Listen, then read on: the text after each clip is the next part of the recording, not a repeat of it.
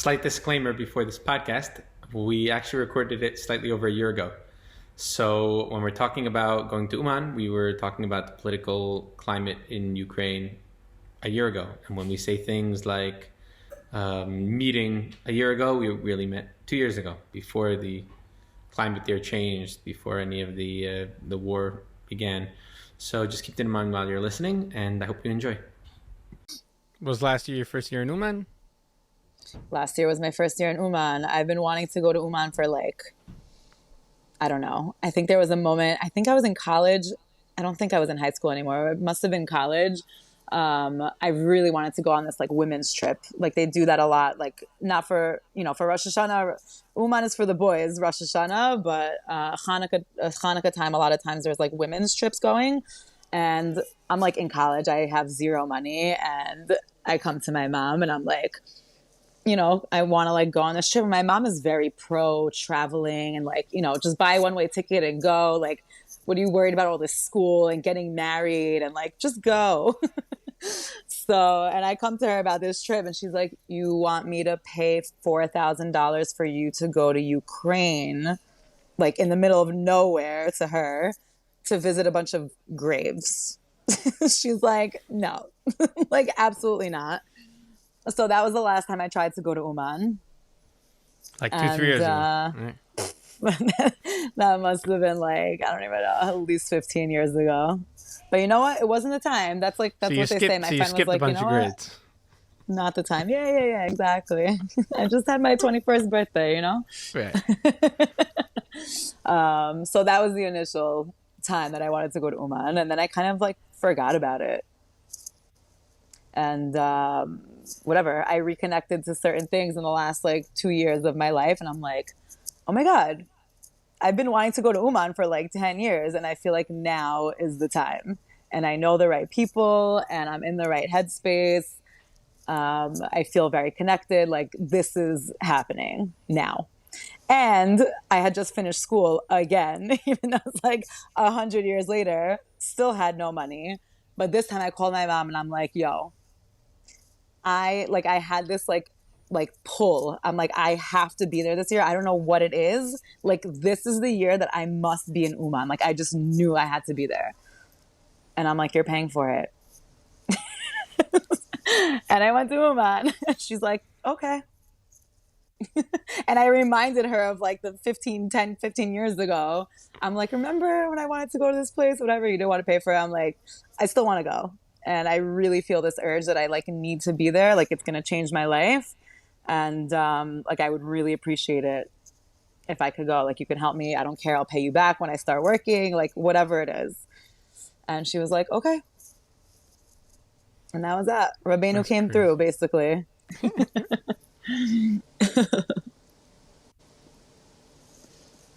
So that's how I ended up in Uman this year. Not just that. I mean, I think I met a lot of people in the last 2 years of my life that were very Uman energy, I guess, for lack of a better word. And I felt energy, very excited to go. Yeah. Chaim Bleich for one. But they kind of encouraged me to go. And I spoke to another girlfriend of mine who also has been going for, I don't know, I think 2-3 years at this point. And they really Melissa, encouraged me to go. Yeah, Melissa. Yeah. But she's I guess more quiet about it. Everybody was like, oh my God, you Was that, I actually just saw her at the wine festival a couple weeks ago. I love Melissa. Was that part of the Bernie train? When did you hop on the Bernie train? I didn't know she was on the Bernie train. She knew him already for a while. I didn't put the two and two together. I basically was just I want to go to Uman.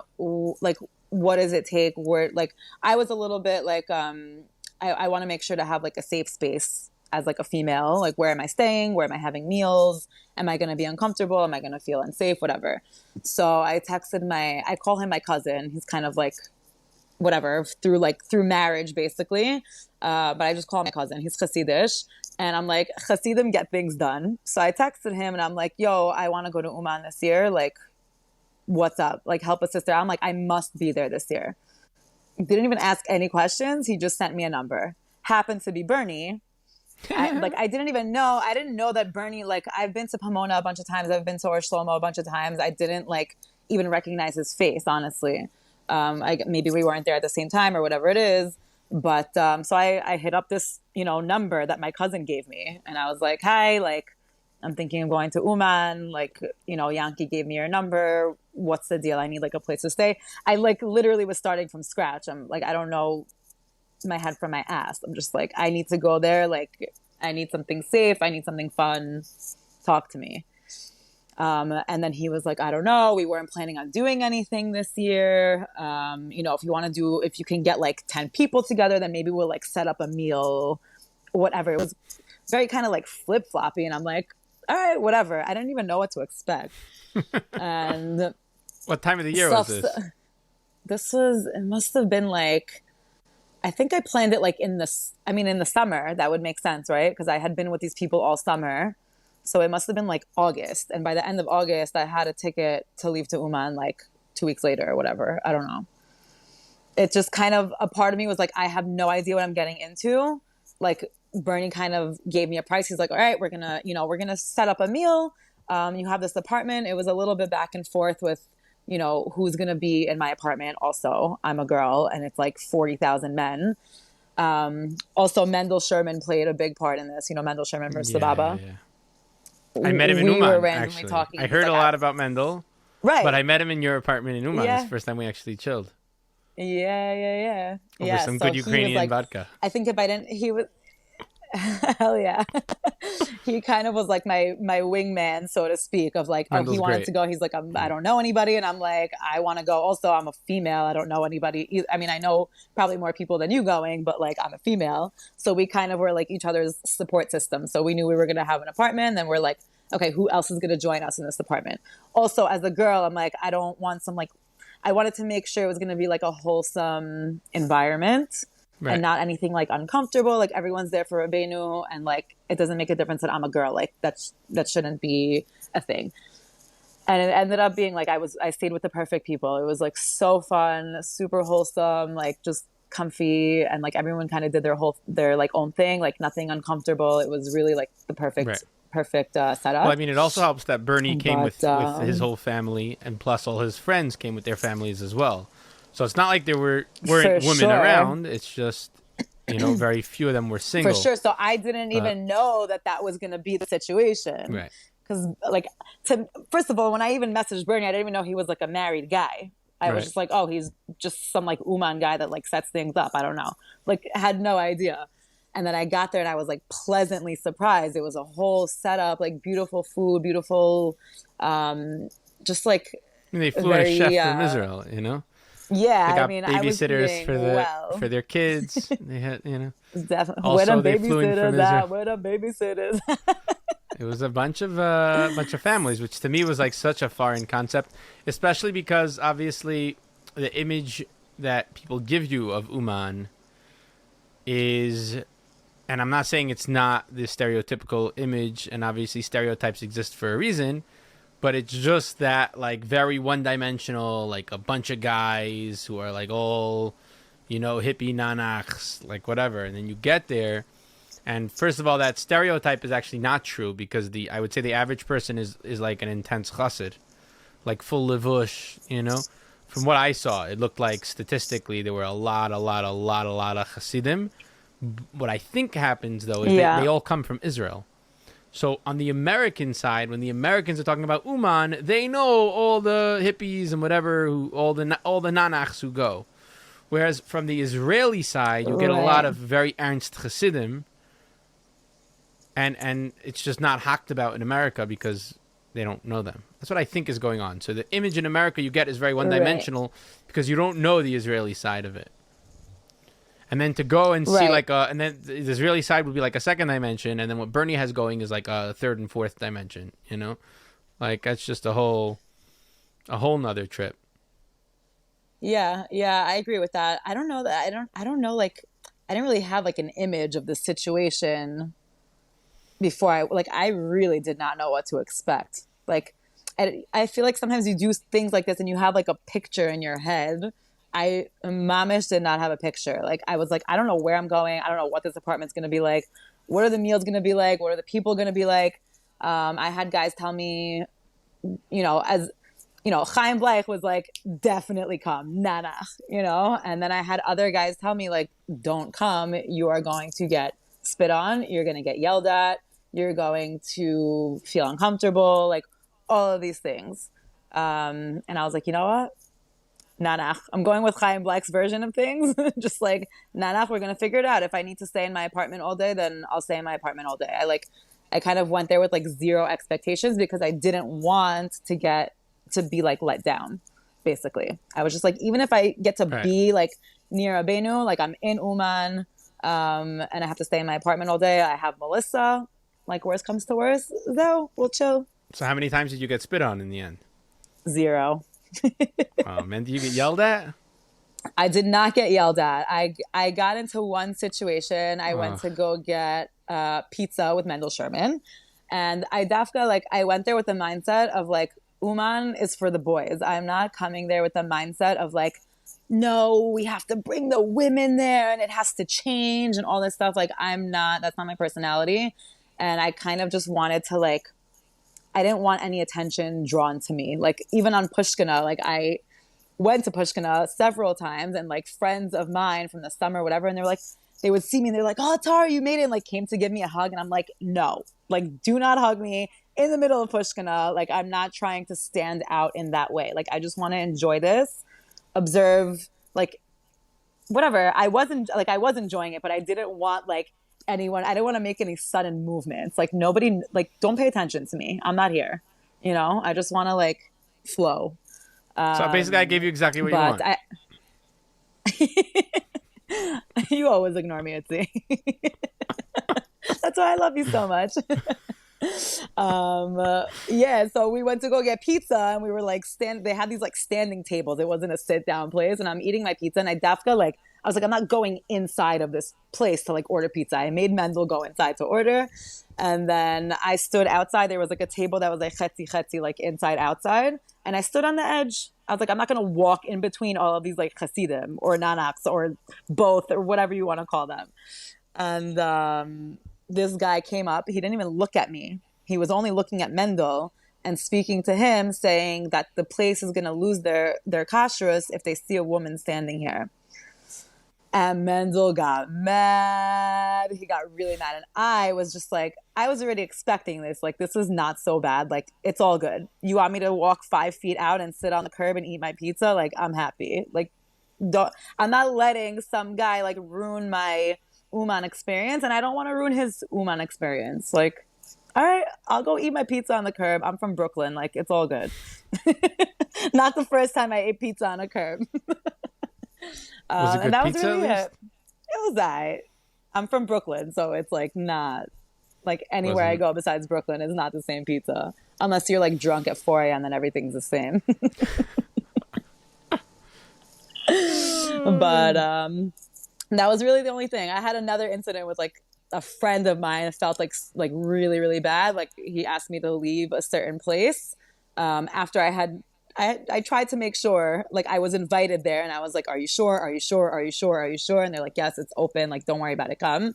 And then like another friend of mine that was there was like, listen, like, I'm so happy to see you. He even gave me a hug. Like, I'm so happy you got to Uman, but you need to leave here. Like, it's just for men. And I was like, and he felt so bad. And like, I was a little bit uncomfortable, but I'm just like, it's all good. Like, this is a friend. He doesn't mean any harm. And like, you were expecting way worse. Like, I'll get the Zachen. I was like, no problem. Like, do not worry. I'm out. Like, and that was the whole thing. It's like, I have another place to be, which was at Nanach Nation by Bernie's, where there's beautiful people. I mean, there's beautiful people everywhere, but it was a great setup. Like, I had no problem going home, and there was going to be food there, and we were going to jam and hang out. Like, it was a great vibe either way. Like, I didn't need to be at this other place. Yeah, it was a great vibe. So, and that was like the most important thing to me going there. Definitely gonna miss it. It was a great vibe. Is Bernie doing like the same situation? Like, what's going on there? I reached out like a while ago, like a month ago, and like no one really knew what was up. But even if I went back between me and you, like I don't think it would be the same, like. I feel like there's nothing like people are like, oh, would you go back? I'm like, yeah, I would for sure go back. I don't expect it to be the same. Like that was my first Uman experience, and I think I got like That was so beli lachatz. everything out of it, and it was such a like I wouldn't expect it to be the same. It would always be different, and I don't think I would do it the same. Right. I wouldn't be as like forward in my like I wouldn't like go chill at Pushkina and like try to go to Shiner's tent, and like I would be more like reserved, I guess, about it. I would go chill in the apartment, like whatever, daven. I didn't daven so much when I was there, Same. to be honest. You know, I didn't. A I lot made of sure what not I to did go was there. just check it out. Right. Yeah, I don't know. I definitely like didn't go there with this like expectation of this like spiritual experience. I'm like, I'm just gonna go. It's kind of like I don't like when you go to the hotel for the first time. It's like, oh, you have to like cry and like daven and whatever. I'm like, okay, I'm going to Rabbeinu for the first time. Like, don't expect it to be this like profound experience necessarily. Like, just go, be there, and just see what happens, you know. And I definitely had more fun rather than like spirituality. But yeah, it was beautiful. Like, nonetheless, I had my moments for sure, but I didn't want to like pressure myself to like be like davening all day or something, you know. So that's kind of Right. the mindset I went. And I think that was good for me, or else I may have not enjoyed it as much. I don't know. Right. So because it was my first time last year, so obviously I did a lot of walking around, checking things out. Like I had to go into Louis' tent just to like, I had to go into the Shiner tent just to see what it was all about. You hear so much about it. You know what I mean? Not that, like I wasn't hungry. We had a ton of food back at our spot. But you got to go in. You got to see, the, you know, they hand you that little lunchbox thing. You got to like check it out. The women And don't it's get fascinating. lunchboxes.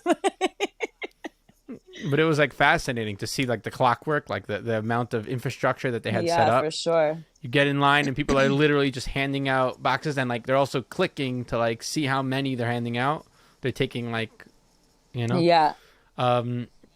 Inventory, which is it was I was crazy. amazed. And then they shuffle people between dining rooms. There's like a bunch of different dining rooms, and they fill one up and they go to the next, go to the next, go to the next. Right. They come in and bust the first one, and they clean it all out, and then they reuse that one, and it's just the whole thing is like, it's so intense and so smooth.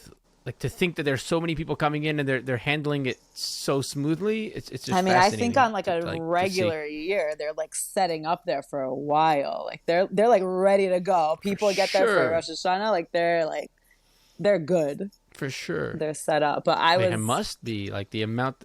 Yeah. I was amazed though. I'm just like, it's just like the whole Pushkina, just like how it's set up. Just like, who's paying for all this stuff? Like, are these just like volunteers or like, I don't know. I've never even been to like a festival that is that well run. The organization is crazy. It's super well organized. I don't know, man. Very impressive. Very, very impressive. Yeah. And then besides for that, obviously there was, you know, going to check out the Tzion and the vibe. And I went a couple times also when it was empty just to vibe out there. And other than that, I mainly hung around where we were staying with the Bernie, Chavra, and Nanach Nation. Yeah. I mean, which was such great vibes. Great spot, for sure. A little off. Also, the weather was like fascinating. Like I love that like fall, like chilly, like kind of muggy. That I love that kind of weather. In my brain, I was like, oh my god, I'm sit outside in the hoodie. That hoodie, freezing. Perfect hoodie weather.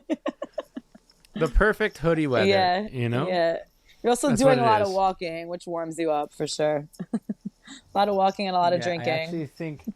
I actually wanted to wear it for the podcast, but I totally forgot. What do you have? Tell me it's like a stramo. Found it. Oh, yeah. Like, how did you even try to do this podcast without?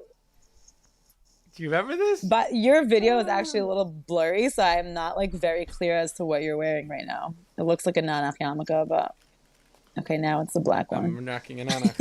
You don't remember this? I can't really see it. This was like the only. I literally wore this for like Oh, a your week hoodie, straight your hoodie. in Uman. Yes. my white hoodie. But then every time I spoke to you, like after that, you were also wearing it. I'm like, do you ever wash that thing? Yeah. Because then it had Uman vibes, you know? It has Uman vibes now. For sure. Like I ingrained in it. It's actually discussed in like Navi and stuff like that. Like Eliyahu Navi with his belt. Tell me more. And it's big in like Chassidus also. Like the tzitzis from a certain Rebbe and this and that. It's like the Rebbe Shrem. That you can like... Right. You can imbue... I'm not so sure that it works between people. That's debatable. I happen to not think that it works between people. What do you mean between people? In other words, I don't think it's intrinsic to the artifact. I think we imbue meaning into these things, and they have meaning for us. Right. For the next person, if the next person wants to connect to us, then through us, that thing will continue to have meaning. But if they don't, then it doesn't. It's really not about the thing. I see what you're saying. The thing is just a kli. Right. But if you want it to... If you want it to have meaning, then it will have meaning. Yeah.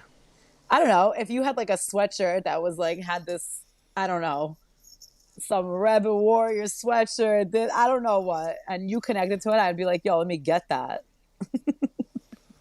For sure. Like, I feel like I would. But the again, like, let's say with like Eliyahu Navi's belt specifically, yeah. Yeah. He was able to I believe split the water with it, if I'm not mistaken. There's certain miracles that he performed with his belt. Okay, I can't fact check you. Elisha had his staff also. Elisha's staff originally, when he brought a kid back to life.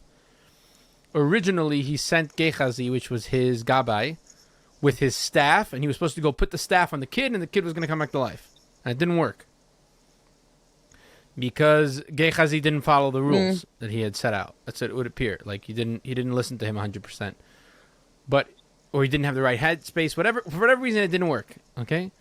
Now, if it's just intrinsic to the staff, then why didn't it work? Right. Okay, yeah, I hear what you're saying. Right. The power's not in the actual thing itself. It's like in the energy that's like, that you're the like... thing would be, yeah. The mindset. The thing can help us channel the energy. The thing would, perhaps, right? But the energy is in us. The thing would be like a wand. Right. Right. The power is not in the wand. The power is in the wizard. Exactly. Yeah. That would be the idea in theory. And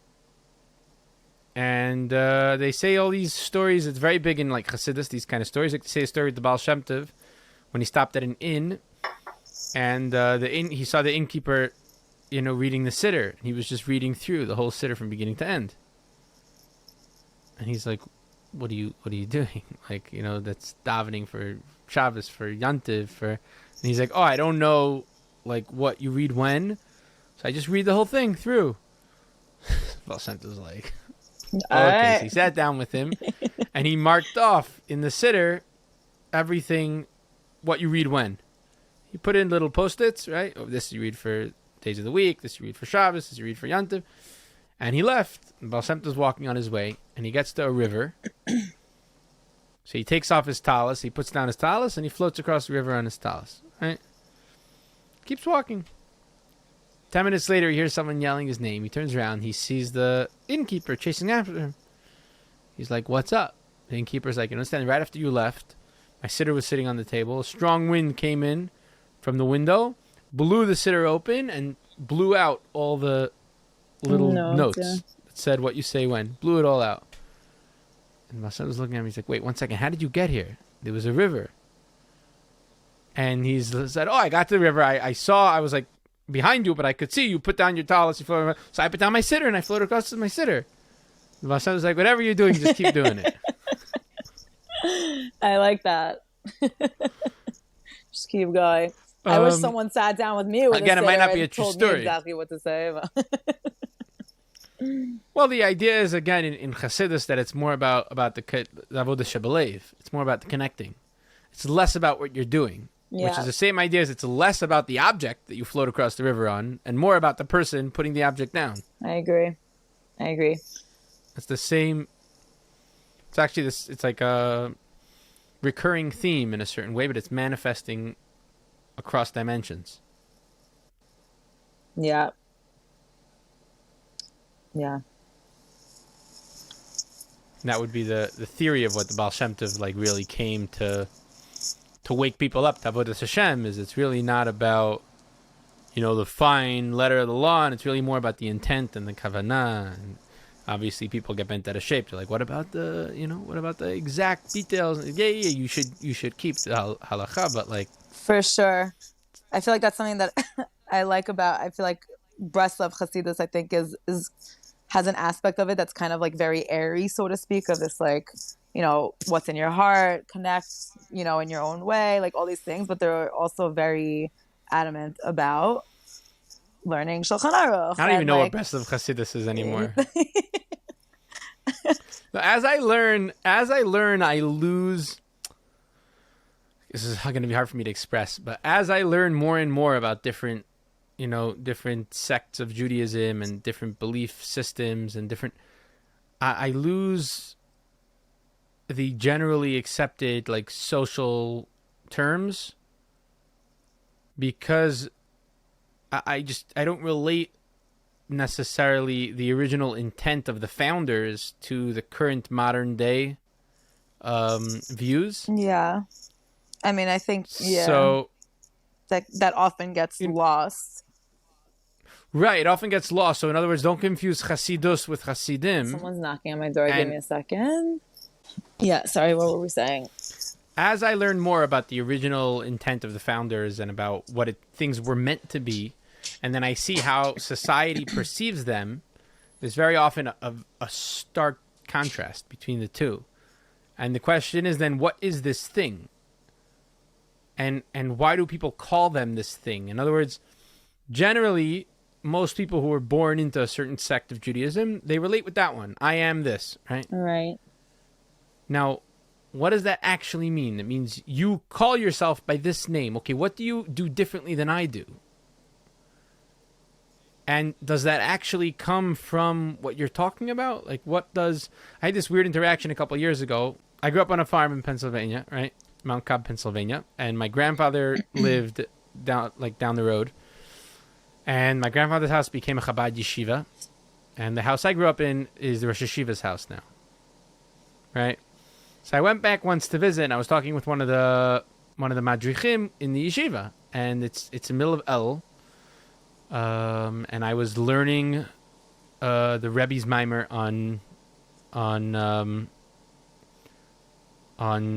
shofar, on like crowning Rebbeinu Shalom and stuff like that. And I started talking to the madrich about it, and one of the students turned to the other one, and he's like, "You call yourself Chabad? Did you ever learn the Rebbe's mimer on shofars, on shofar, right?" And it's like it's an interesting question. Like, what makes you more Chabad than me? I'm learning the Rebbe's Torah. You're growing a beard. So now what? You're Chabad right, and I'm not. Because why? Because you call yourself Chabad? What does that do for anyone? If I wake up tomorrow and I say I'm Chabad, now I'm Chabad too? Right, like what makes you that What thing? Does that mean? What makes you that thing? The reality is, generally, it makes people that thing, in my understanding from looking around the world, we generally use that term when you look the part and decide you want to associate with that group. Right. Which is like the lowest one-dimensional possible, you know? Yeah, I agree with you. I have a perspective as like a Baal Tshuva, this like urge of like, for many years I wanted to like belong somewhere. I wanted to belong to a community, and I'm like, what, like, where do I go? What do I do? Like, how do I need to dress to fit into this thing? What do I need to, but then like the second question, like the primary thing was like, how do I need to look to fit into this community? Can I do that? And then secondary was like, okay, what does that actually mean? What do I need to learn? Like, I have to learn Chabad Chassidus versus like Breslov Chassidus. I had like these many years where like originally my first encounter with Chassidus at all, I mean, first of all, in high school, we learned about Baal Shem Tov, like just general Baal Shem Tov, like not a particular Chassidus at all. That's when I like first heard about this person. And then like over the years, I was like trying to kind of like find myself, and I went to Tzfad and I saw the Nanachs and Breslov Chassidus. And then it almost like felt too, I mean, I think Breslov Chassidus, like the teachings are very profound. Like, I don't know that half the people that are actually like spewing breath of Chassidus actually understand what they're saying. Also, Chabad Chassidus, it's a lot of Kabbalah. Like, do you actually understand that, or did you just like learn this thing 100 times and you can just like repeat it over and over? I don't know. Like, these things are, I don't know. Did you ever like think that? Like, I feel like there are plenty of people who have no idea what you're talking about. I had this discussion right before Tisha B'Av. Somebody, it was like a Friday night chill in Yerushalayim, and somebody walked in and started preaching, and they were talking about different mazalos and this and that. And right. I'm not going to get into exactly what they said, but it was very clear to me, as someone who's learned a lot of it, they had no idea what they were talking about. And afterwards, I was like, just to clarify, no idea like, what they're saying, like in terms of like sheker, like that's actually not true, or you're just like saying things that are true, but you don't actually understand what you're saying. You don't actually understand what you're saying. Now, if you say something, right. If you misunderstand something, it is equivalent of not being true. Because the understanding that you take is not true. The fact that the words are objectively true in a different reality is irrelevant. Does that make sense to you? Yes. In a way, I do think, like, I don't know, I guess from like personal experience, sometimes I'll hear these like crazy things, but like one little piece of it will kind of like stick with me in a way that I understand. I'm not going to go and like try to tell other people the way that I see it. Like, for me, it hit home, let's say, in a certain way. I don't know if like objectively that's what it was meant to be, but in a certain way, I understand it, in a way that that affects me, whatever it is. So I think there's an aspect of that, of like, okay, what does this mean to you? How do you understand it? But that's different than like taking that and then preaching on that when it's like, I don't know, is this true? Is it not true? It's true to me. So I'm okay with that if your understanding has its own truth, was the way I would word it. Okay. In other words, I had this discussion with a friend of mine here in Eretz Yisrael once, as far as how you read psukim in the Torah. How do you read biblical verse, right? Mm-hmm. And he had a pshat on a verse, and he wasn't sure if it was a good pshat or not, as far as, is that what the Torah is trying to say? And I am of the opinion, on a certain level, it's irrelevant as to what the Torah is trying to say. Is what you're taking out of it true? If whether or not that's what the verse was trying to say on a certain level is irrelevant, we can play that game all day, every day, endlessly, tirelessly, right, for the rest of our lives. The question is what you extracted from it. Is that true or not? Right? If I take a verse, more than one truth, but I don't know exactly what you mean, more than one truth. I disagree with that on a certain level, but okay, go on. Obviously, there are more than one truth, but they all interplay with each other. In other words, within one framework. But yeah, in other words, if you want to read a verse that's talking about a rose, right? Start off beginning of Zohar, right? And you compare the rose to Klal Yisrael, right? Okay. And you start making parallels. Now, whether or not when the person wrote about the rose, they meant Klal Yisrael, to me is irrelevant. The parallels that you draw, are those accurate? Is what you're saying true about Klal Yisrael? You understand what I'm saying? Yeah. I get what you're saying, but then it's like, how are you supposed to know? What do you mean? How are you supposed to know? How are you ever supposed to know anything? You're supposed to analyze. You're supposed to think. I don't know what that means. I'm saying, but we don't know, like, our interpretation of the Torah is an interpretation. Like all these psukim that correct. have like. But I'm saying your interpretation has to fit with reality. If I take a verse right now talking about blonde hair, okay, and I say really this verse is talking about Tara, and I show you Rashi Tevos, this and that, Gematria, it equals Tara, and the first letter and the last letter, right? Good, but Tara doesn't have blonde hair. Right.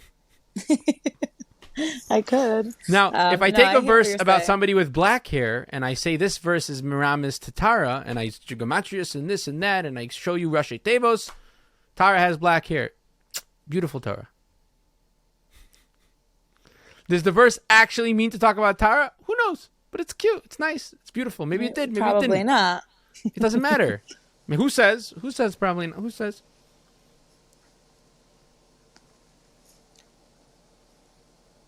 Yeah. I hear what you're saying. And on a certain level, I do believe that's what Rabbi Nachman is mainly doing in Likutei Moharan.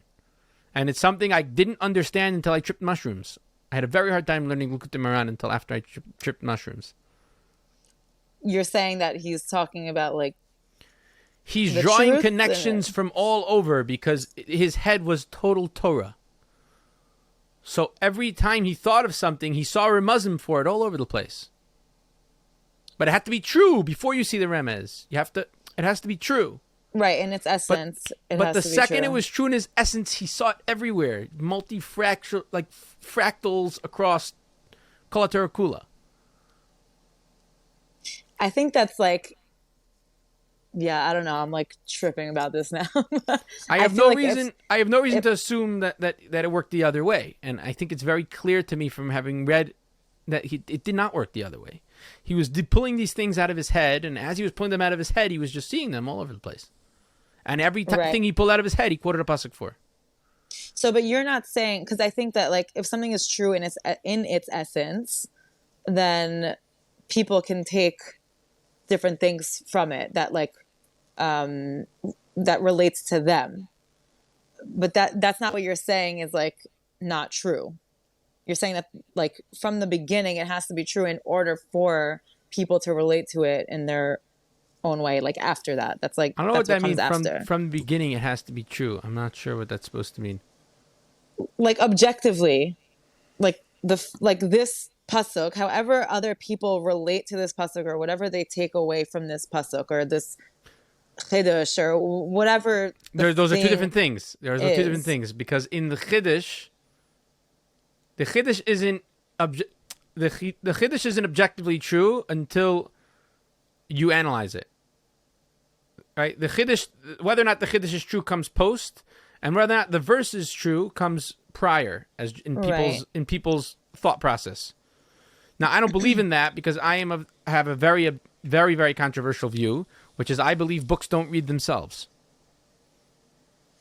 Meaning, I believe whether or not the Torah is objectively true is in essence actually irrelevant because we're going to interpret it. right? That's kind And of we're all going to have different interpretations. So the fact that it's Right. objectively true to us means very little because we're looking at it subjectively. But that's kind of what I'm saying. Like anything, that's what I said. Like, how do you know that it's true in essence when we are the one, like the Torah is not, the Torah is from God and we as humans are interpreting it. Like, even if it's the biggest tzaddikim, like that's obviously, a different story. But like at the end of the day, we are humans that are interpreting the word of God. So it's like, how do you actually, like, can you ever know 100% that it's objectively true besides for like just coming from a place of emunah? That what's objectively true? Whatever's written in the Torah or any pasuk. It doesn't or have whatever. its own. It doesn't have its own meaning. Like to me, in other words, there are certain parts of the Torah that we have a Masorah to interpret differently, right? When we say ayin tachas ayin, an eye for an eye, right? So we have a Masorah that we don't actually pop out the other guy's eye, right?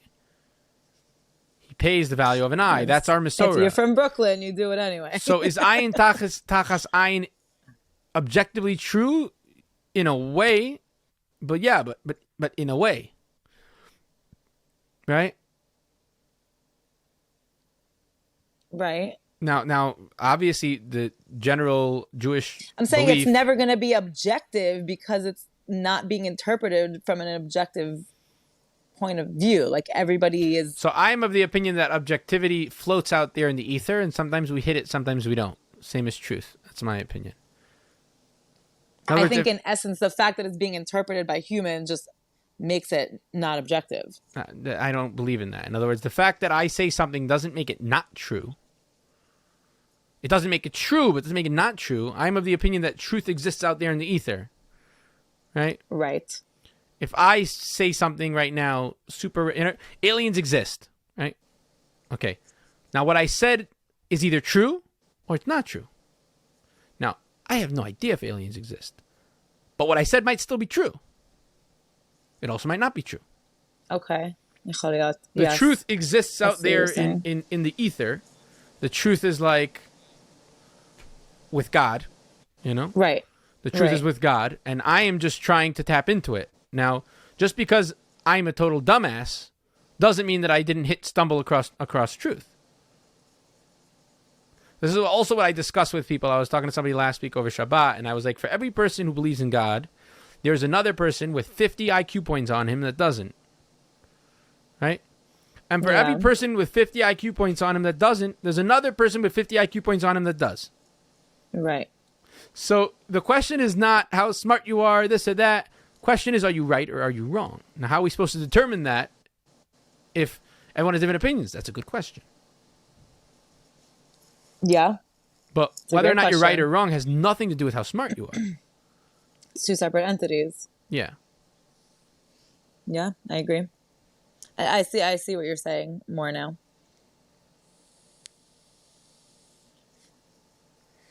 The truth is the truth. The truth will always be the truth. You froze. And we're back. And we're back. Coming at you from Brooklyn, New York. Yeah, I see where like the truth exists in the world, whether or not we are able to like, yeah. No, I feel like that's part of like the whole journey, honestly, of like finding the truth or like tapping into the truth. Like I feel like that's everything that people are trying to Well, nowadays, a lot of people are trying to tap into their truth. But right. Which is a whole different ballgame. That's a whole nother trip. It's a whole nother trip. But yeah, I get what you're saying. I'm with you. And then I think once you do that kind of and tap into the truth, with that you can see the truth of the Torah.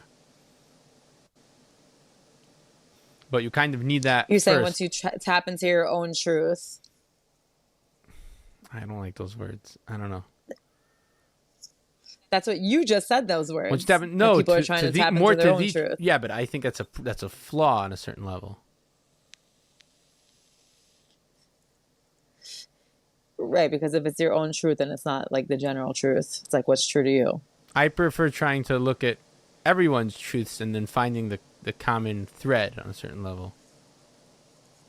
Right. I don't know. This is like a... Yeah, we're getting very esoteric right now. Yeah. No, but I this is supposed to be like about once you tap into a girls truth, in Uman, and somehow we're talking about like the truth. Once you Torah, tap into like, a truth, even once you tap into like, it could be any. It doesn't have to be a specific truth. But once you start tapping into certain truths, each one can give you another way to analyze the Torah and a deeper reading.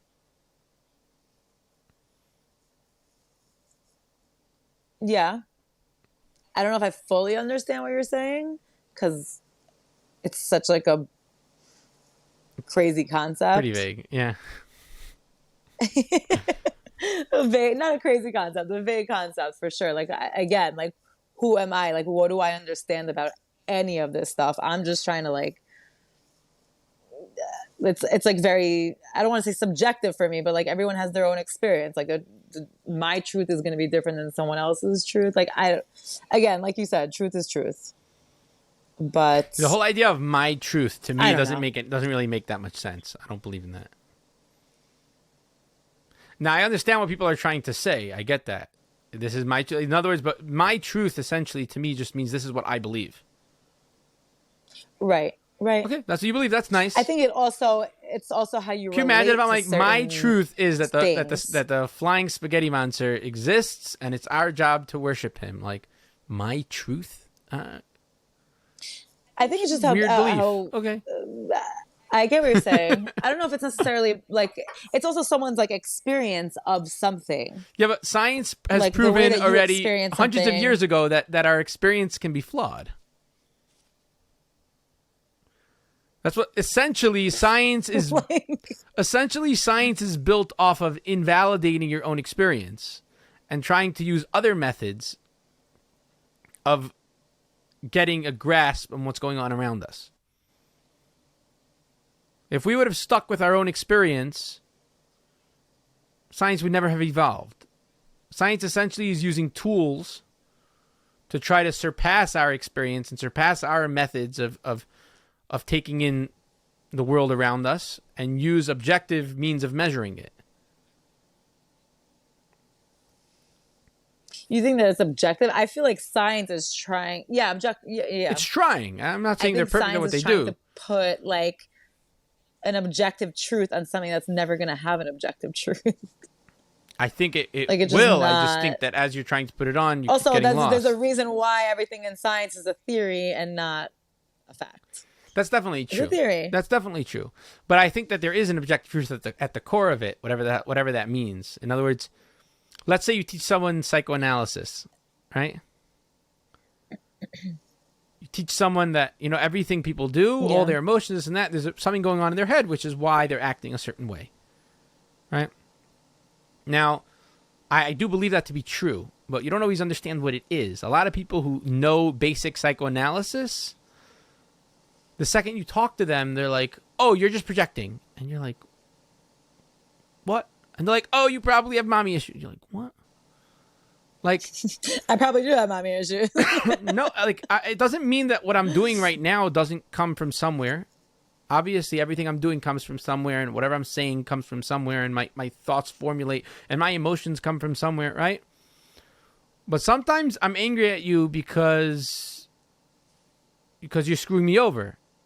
Not because I'm angry at somebody else, and I'm taking it out on you. Right. You know what I mean? Right. Sometimes I'm just It's angry like at you. Yeah. And sometimes I'm not. Sometimes I'm angry at somebody else, and I'm taking it out on you. Now, when do you know which one it is? Depending on the scenario. I do believe everything comes from somewhere, but I'm saying just because it comes from somewhere and you start digging doesn't mean you're going to find the right source of the emotion or the action or whatever, you know? Right. Right. Totally veered into like a crazy like. So I think science is the same way. existential- I think the science, everything, it comes from somewhere. Now, that just because it comes from doesn't mean when we start digging, we won't draw the wrong conclusion. A good example that I can think of is the scurvy story, where Yeah. hundreds of years ago, I don't remember which country it was, but The guys on the boat. all the sailors were getting scurvy. You know this? You know this story? Yep. Yeah, I know the story. I'm a dietitian, so they tell you this Okay, like so you Bubba could say the Misa when story. you're like in undergrad. Doesn't have to be true, but it's a good. It illustrates a good point. How would you say? Okay, so explain. Like, how would you? Like, what's your take on it in terms of like what you're saying? My understanding right now? of the story basically is that a lot of sailors were getting scurvy, and scurvy, you could probably correct me on this one, is a deficiency caused by deficiency of vitamin C. C, right? yes. So somebody, D also. okay, but No, C. they were getting Okay, it. now I'm sure getting confused now. scurvy's not. It's not. Scurvy is not actually a deficiency. It's a bone problem, right? I'm thinking of rickets. Rickets is vitamin D. Scurvy is a vitamin bone C issue? Is scurvy. It's like teeth and hair Okay. and things like that. So the reason why they were getting it, one of the reasons why they were getting it is they had a deficiency of vitamin C. Now, but people didn't know what vitamins were at that point. Right. That didn't exist yet. But somebody did realize that if you eat lemons, I believe, then you're less likely to get scurvy. Right? And they were correct about that. Yeah. So they decided, let's give all the sailors lemonade. Right? Let's give all the sailors lemonade. Now, the problem is when you add the sugar to the lemons, then it cancels out the benefit of the vitamin C and you still get scurvy. Something to that effect. How did I do? Okay. I didn't hear this portion of the story. They were putting sugar in? They were giving them lemonade. Yeah, they were adding a lot of sugar to the... And it didn't work. Right. Now... So your point here is... What the flaw that they made is lemons don't stop you from getting scurvy. Vitamin C can help you from getting scurvy. And if you kill the vitamin C by adding too much sugar or whatever, you counteract it in some way, then it won't work. Now, if you keep digging deeper, you'll find the exact reason. But it's not that your original thought process was off. It's just you hadn't gotten far enough yet. Okay. In other words, and now bring that back to like... There is... I get what you're saying. There is something in my psyche which is making me upset. Right? Now we got to dig to what it is. If you don't dig down, then sometimes you're not looking at the right thing. The concept is true, but you got to find the right thing. I agree with that. So science, I do believe, is going to eventually hit an objective truth. The reason why they have Ki'ilu, for everything in science they don't hit objective truths for, it's because they didn't dig deep enough. Very often, in my opinion. I hear what you're saying. They're missing a piece to the puzzle. If you're missing a piece to the puzzle, and the puzzle is not 100% accurate. You know what they're missing from the puzzle in science? Ribono Shalaylam.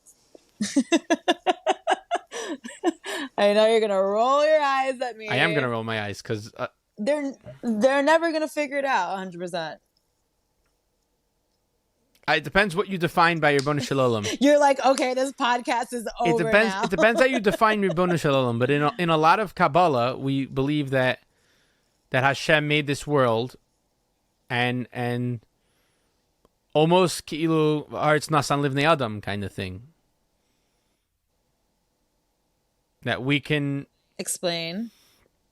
God made the world functioning a certain way, and we can manipulate it. We don't need to believe in God in order to manipulate his world. He gave us that power to manipulate the world. Right. So science can reach amazing heights without the belief in God. That doesn't mean that science isn't reaching all those heights because of God and thanks to God and with the help of God. Oh, I'm not saying that they can't reach it. I'm not saying that they can't figure out how to manipulate the world, but to understand it as an objective truth, I don't know that they're ever going to come to that. Like this is what this is. I don't know. I don't even know what this is. I don't think that it's an accident. And by the way, the same way I don't. Exactly. And the same way, on a certain level, I don't know how to box in, Lubavitch versus Breslov, all these certain Chassidus. But that's why, they're never gonna know. That's why everything is a theory. It's a undisputed theory. At that, a lot of things. But why don't they ever say this is a fact? I don't think they're ever gonna figure that out. But I don't even know what that means. And we're gonna go back to the same thing as before, as objective truth, Okay, fact, right? There's a God, right? Is that what you want to say? Is that what you're trying to get at? That's not what I'm trying to get at. I'm not sure what you're trying to get at. Because I struggle with that also. But I don't even know what that means. Way. Again, this is coming back to the idea of the Torah is objective truth. What does that mean? We read it. What does the word God mean to you? And this is something that Sam Harris debated with Jordan Peterson, and Jordan took out his... Because again, this is something we can't describe. And a lot of philosophers, you could only... And exactly, that goes back to exactly what I said, that at the end of the day, all of this stuff that we're listening to right now is subjective. So, but on a certain level, the same way I can stand up right now and say I'm Chabad. Objective truth to everything is when... The same way I can stand up right now and say I'm Chabad, I can stand up right now and say I believe in God. But what does that mean? What does that entail? What does that... What does that do for me? What? And that's a subjective experience. The average person, I would argue, who does that. The average person who does that, it's just a belief. It's a lip service. They don't. What do they really mean? What does that mean? I thought you were gonna say it's lit fish. No, what does that even mean? What is, again? It means you associate with the group who says I believe, and he associates with the group who says they don't believe. Okay, what does that mean to you? I totally agree with you. I think really random thought, but I think women are more like okay with this like men need like what is the truth? Like what is it actually? And I think I don't know, I'm more, I don't want to say like I'm spiritually inclined, like who am I? Like what do I know? But I think I'm more okay with just being like I'm not going to understand this and I'm okay with that. I connect with it in the way that I connect with it. That's what it means to me. As long as it keeps me like growing and like being the type of person that I want to be and I understand it in my way. Like for me, actually personally, I don't want to speak for all women, but for me personally, like I'm okay with that. I don't need this like what is the actual truth? This comes back to like it's the truth for me. Not saying that I'm like going and like interpreting the Torah in some weird way and like something that's like unheard of, but I don't know, certain things that I learn, certain things that I know, that I hear, whatever it is, I take what I like need from it, what I connect to, and if there's something else that I either don't understand or I don't connect to, I leave it for like another time or never. I don't know. Does that I don't know if that makes any sense. That I makes think sense so, and too? I do think Like I think I'm more okay with like I do think not it is a getting very this female like thing. objective answer. I do think from what I've seen, I don't even know why, but it does seem to be more of a female thing from what I've seen from just looking around. And I'm not exactly sure why. I don't know. I'd have to think about that. I never really spent a lot of time thinking about it, but recently a couple things came up where I noticed it. Yeah. Especially in Israel from the like Masorati community, people who are like more Hmm. traditional, stuff like that. I think there are certain things where the woman often will go further with the tradition and hold it more dear to them, kind of. Whereas the guys are like, yeah, no, maybe, like, yeah, you know. Right. Right. And I do question that about myself. Like I've never been that student that's like, no, like what are you saying? This doesn't make sense. And like trying to get to like the core of everything. I'm like, okay, I don't know exactly what you're saying, but this one piece that you said like spoke to me and I'm gonna take that. And it means something to me and I'm gonna use that. Like I'm not like a crazy like analyzer of things. Oh, I'm a crazy Um, analyzer. right. And I mean that's an amazing thing. I'm a crazy analyzer, but for me, it's very important because I do believe that there's often like some really deep truth. Going back to that guy who Friday night didn't know what he was talking about, right? Yeah. After he got up and he gave his Dvar Torah, so I went over and we started schmoozing, and I was like, just to clarify, I think it's detrimental for people to think, limashal, that the third temple by Shlishi is falling from heaven, like it's gonna like fall down from the sky, right? I think that's detrimental to say that because it just sounds like a fucking fairy tale. Right. It sounds Right. insane, Right. right? It just sounds crazy. I don't think you're doing anyone a favor by saying that over, right?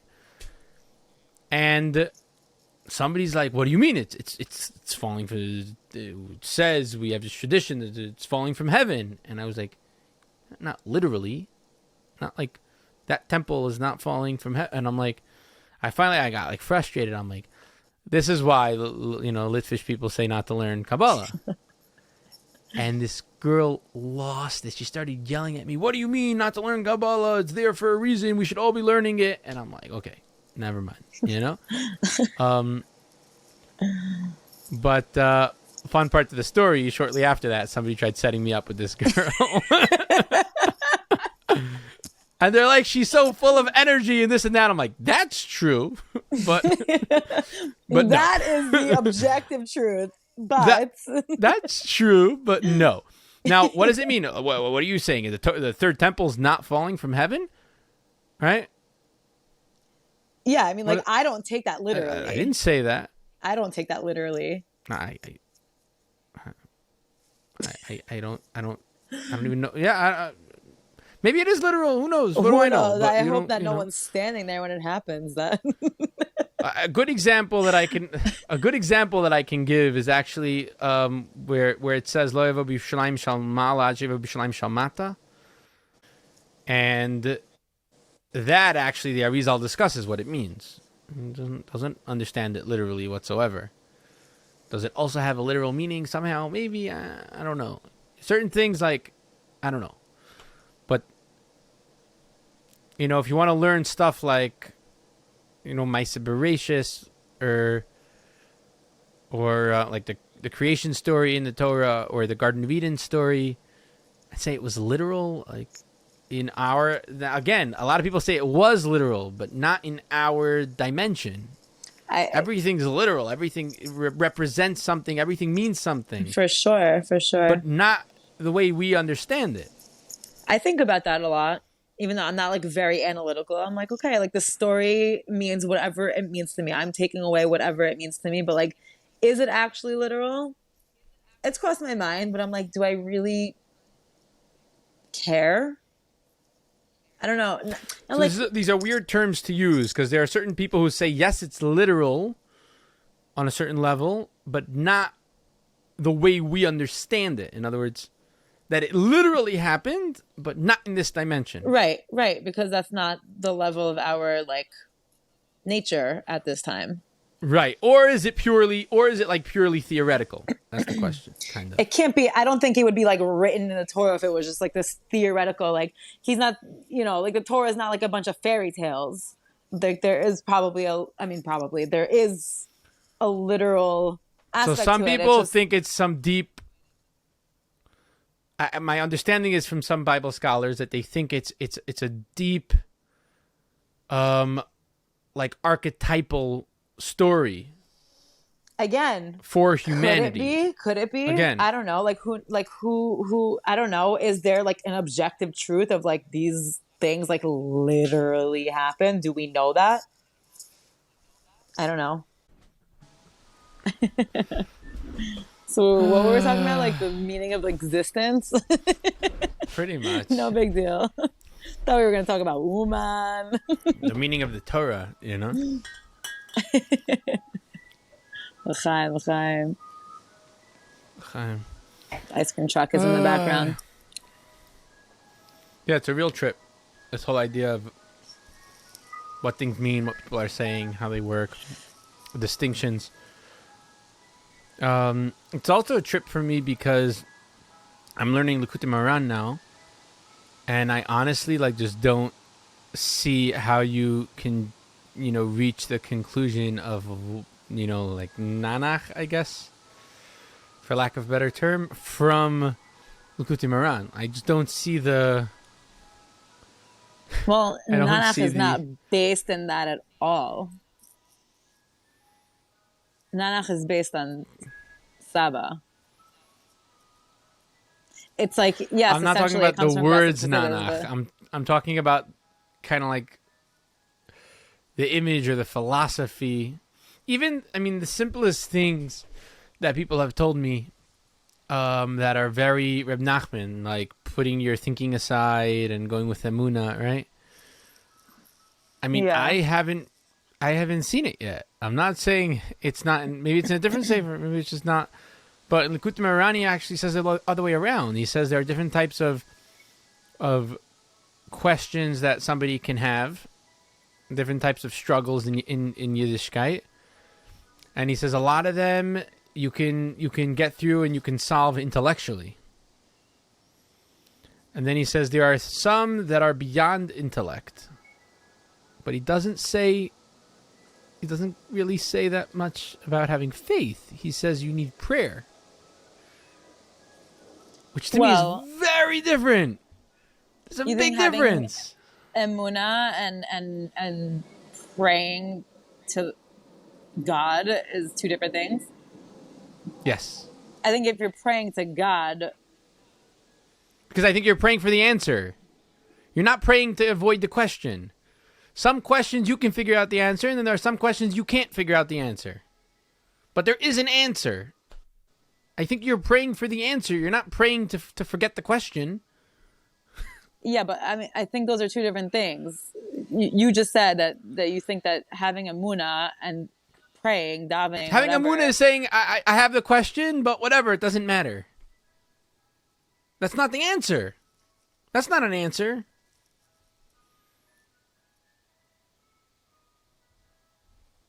I guess I don't know. I need to think about that. Now, you can also have a muna that there is an answer, and sababa. You don't need the answer for every question. I'm okay with, like, I understand think that concept, but that's not what he says. That's how I see Amuna. Also, like, if you don't have a Muna, then what are you davening? So, like, this is going to come back to how you define davening, or what davening is.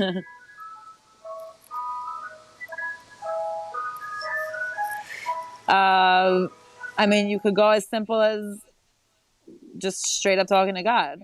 I'm not talking about like praying from a prayer book, from a sitter or whatever. Hold on. This ice cream truck Right, so, is but mad loud right now. davening would be, I would think of davening as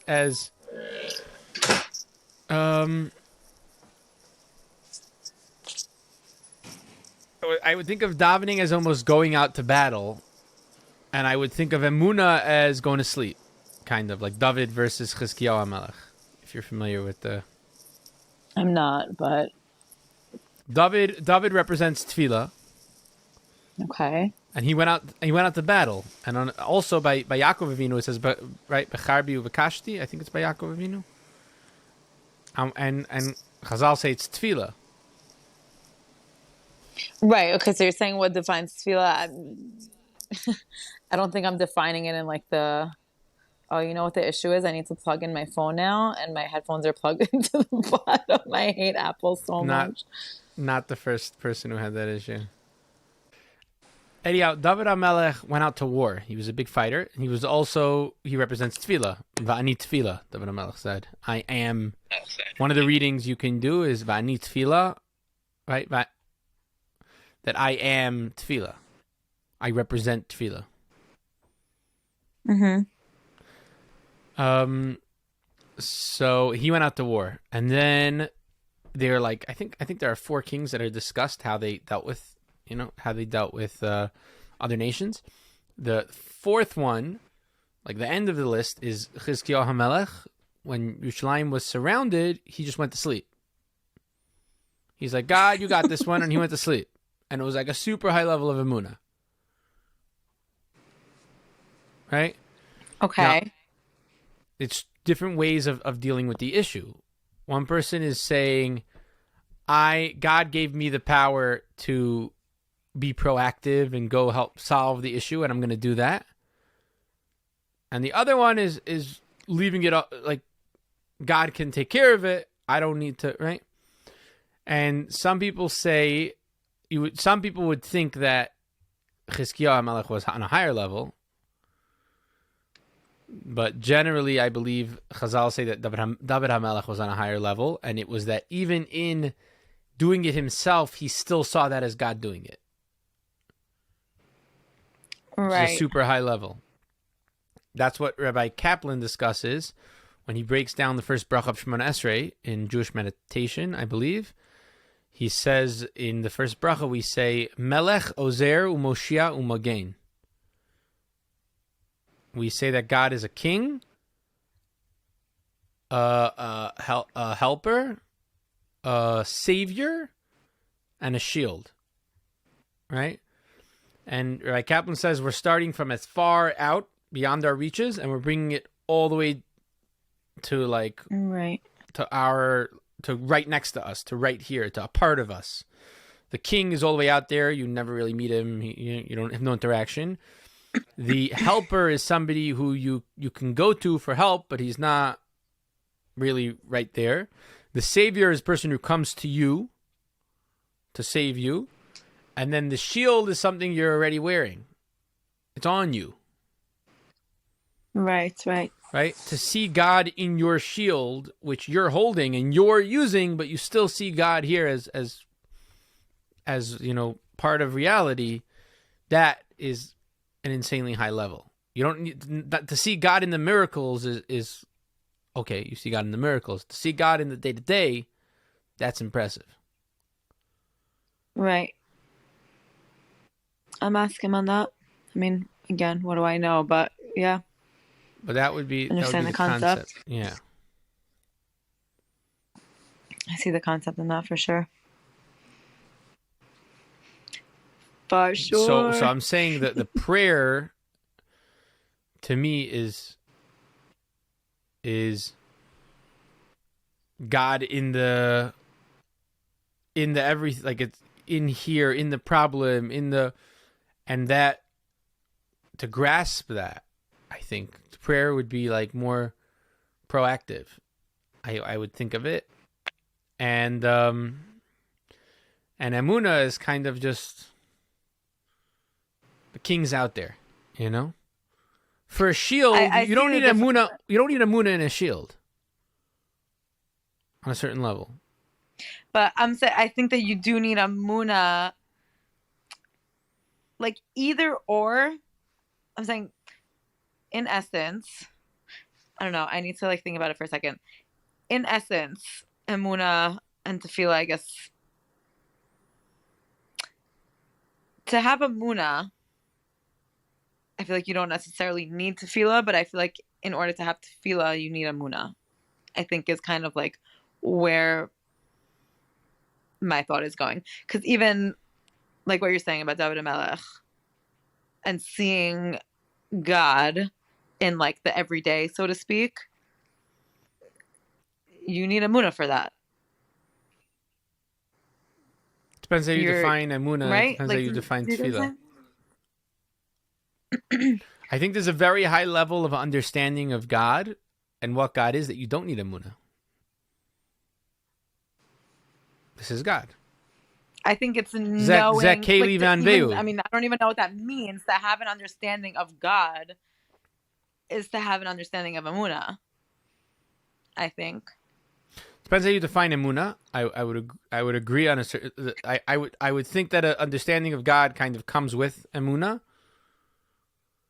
That's kind of what I'm saying. It like doesn't, it can't be without, or else what are you doing? I would You get it? agree. I would agree with this. We're going back to the conversation before about what do these terms mean and how do you define them and how do you split them up, right? Right. So some people define Emunah as like a leap of faith, and some people define Emunah as like as an aspect of trust, and you only trust somebody you know. Right. I wouldn't trust a complete stranger. Comes back to like right? this comes back a little bit to like the subjective situation. Yeah. I don't know. I think how I see Amuna is just like trusting that God is everything. So that goes into like what you're saying about like David and Melech, like seeing like, okay, I do have my shield on and I have my this and I have my that and like whatever. But at the end of the day, God is involved in all of these things, in every like everyday things. I don't know. I don't. I mean, You have to define your I think they're terms. both true. Having a muna is also blind faith, and having a muna is like trusting that there's a God and that He's involved in every little single aspect of Some your people life. say blind It's faith both. is Christian. It's kind of like the same conversation as what is fear, right? What does it mean to have fear of God? Also, like all these terms.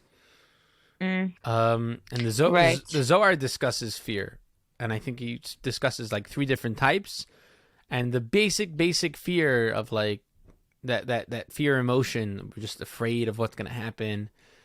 The Zohar makes fun of it. Because what is fear? Essentially, like in regards to like the more like Torah awe. definition of fear is a lack of amuna. I'm not even talking about that. I'm talking about the concept of Yiras Hashem in Kabbalah is more like this profound awe. You're not like you're not afraid that God's gonna smite you. It's not Litvish. In Kabbalah, Yiras Shemayim is not Litvish. Right. Let me see if I can pull that up. I hope there's no like Litvish people listening to this. Neba. So what can you do? You know. Sorry, guys. To each their own. Here, one second. Let me see if I can find it. Basically, I found it, but in the beginning, God created. This is the first commandment of all, called Yiras Hashem, which is called beginning. Bereshis bara Elokim is talking about Yiras Hashem, right? Right. This is a play on word again, right? Bereshis Chachma Yiras Hashem. So. That's from the Zohar, you say? Yeah, this is Zohar. So it's called Rashis, and it's the gate through which one enters faith. Right?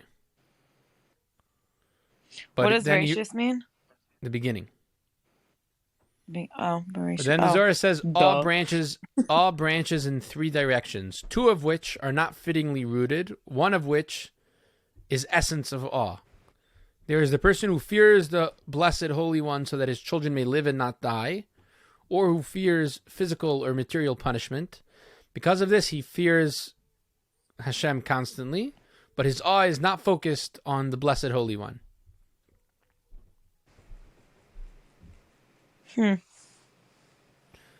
Right? His fear is focused on himself.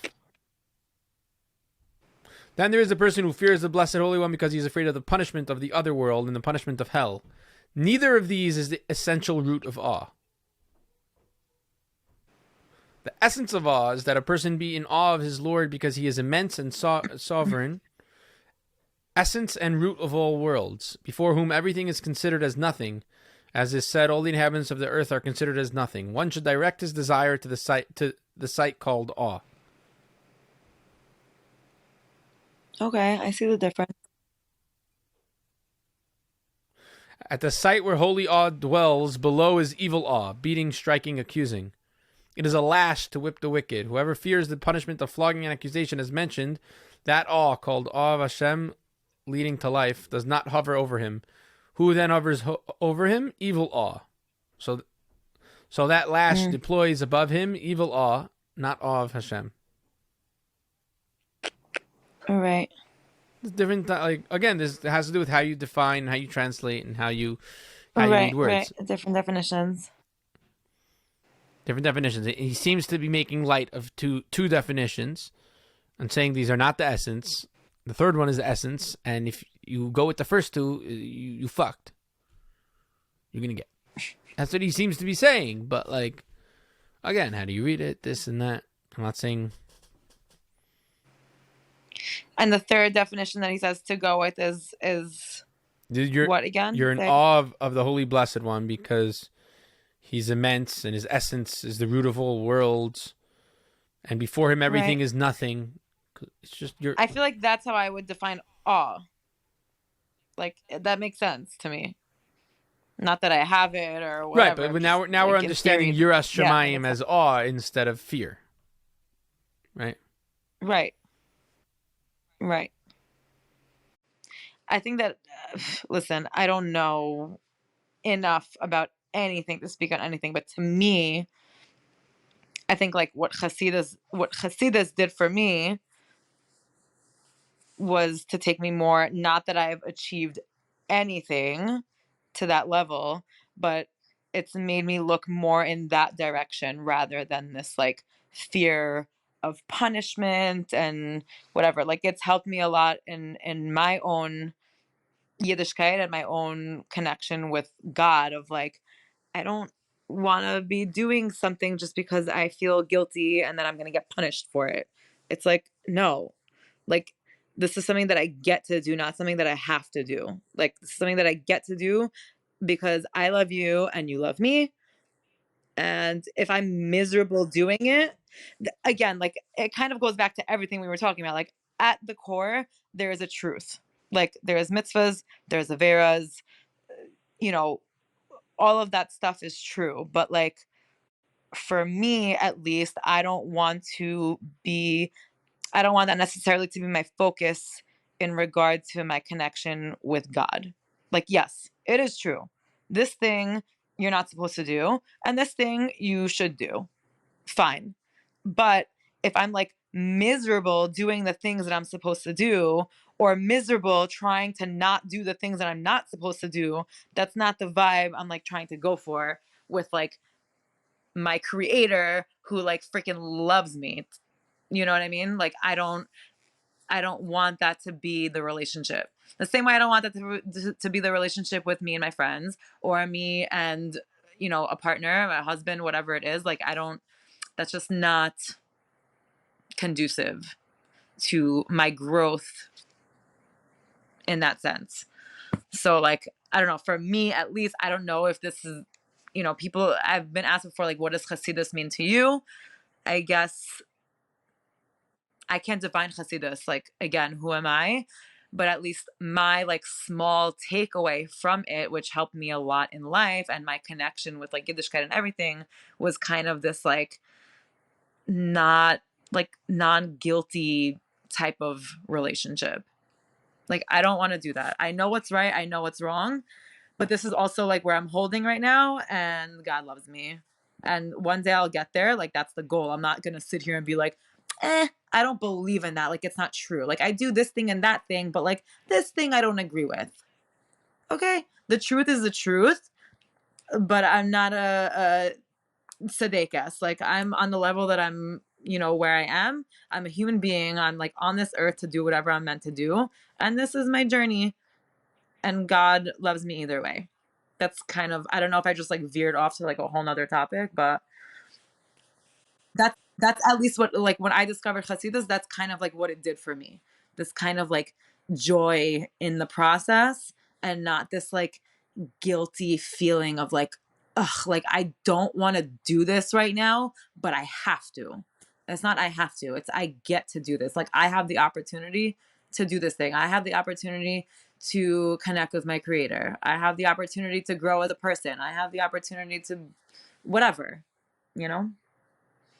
So that's kind of, again, subjective, objective, whatever. Like subjectively, that's my takeaway of like Chassidus.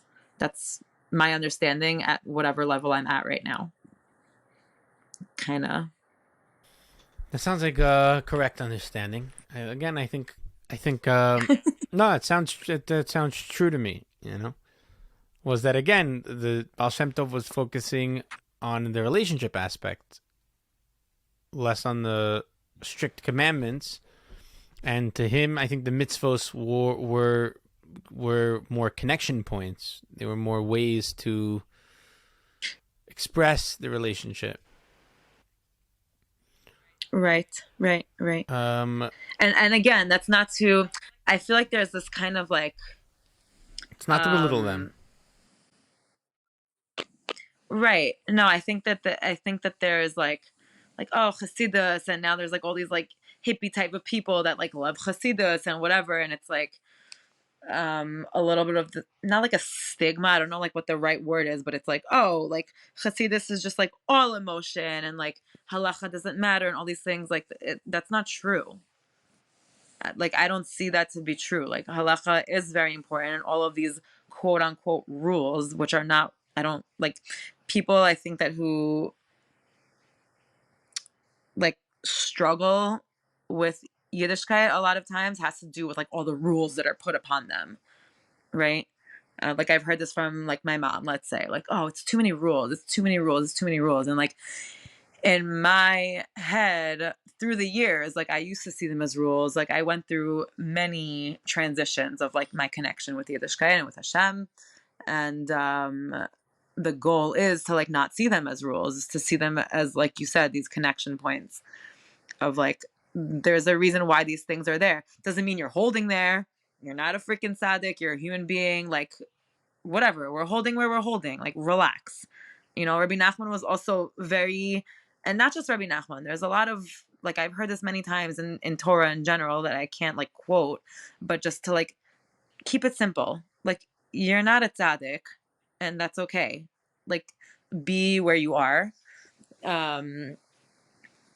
And that they're meant essentially, whether you're holding there or not, to be a connection point, like you said.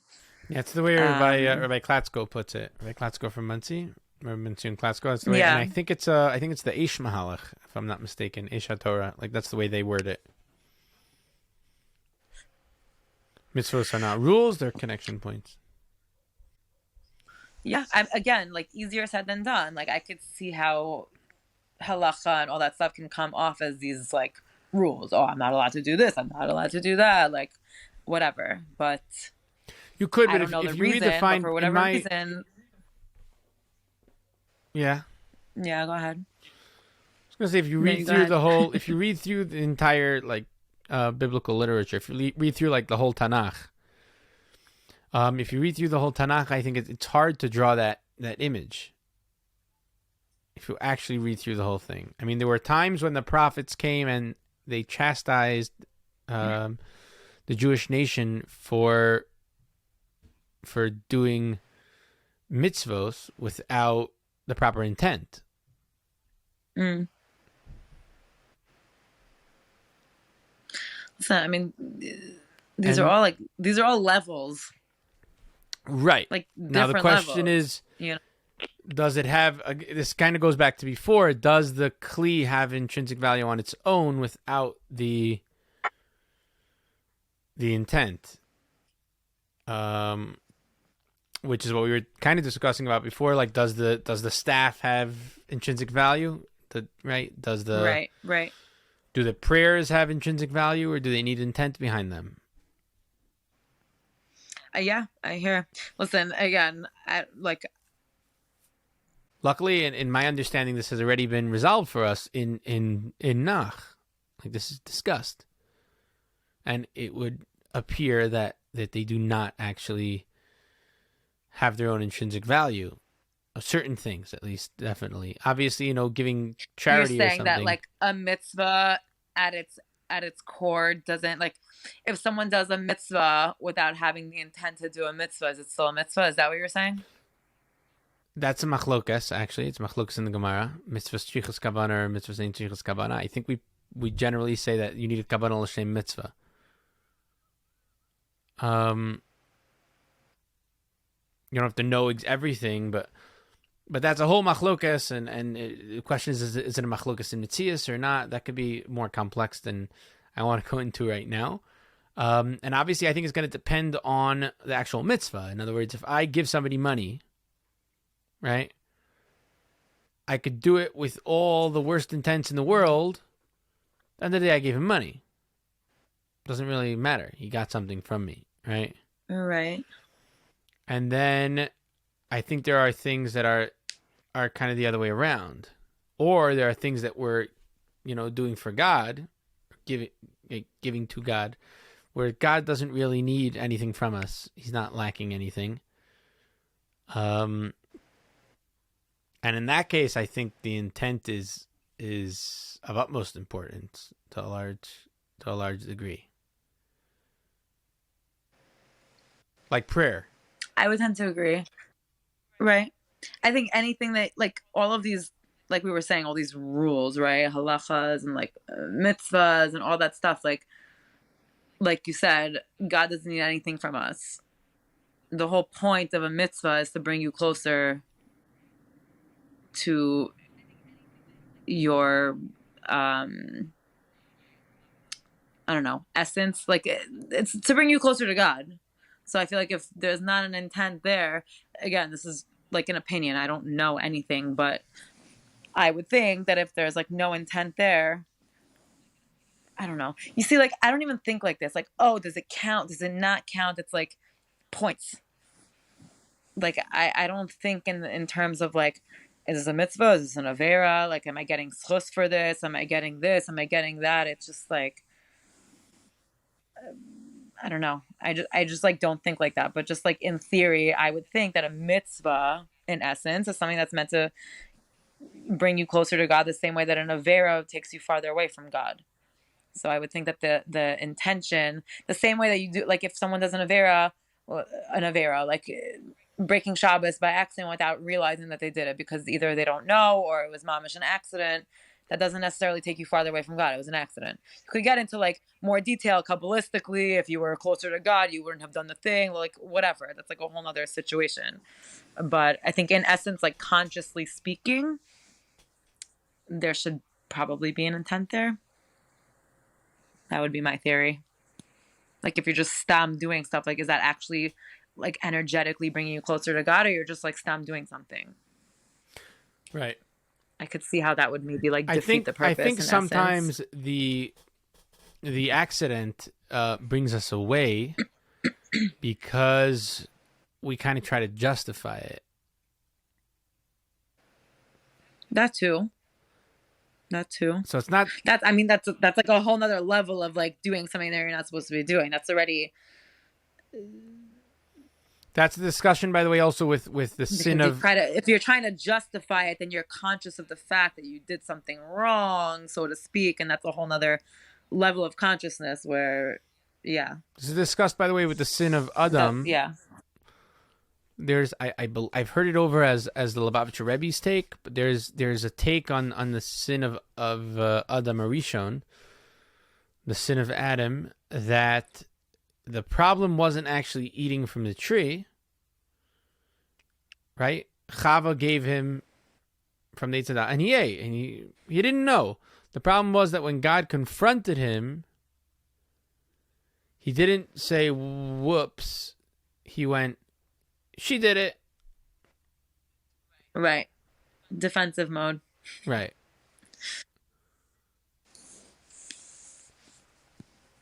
Yeah.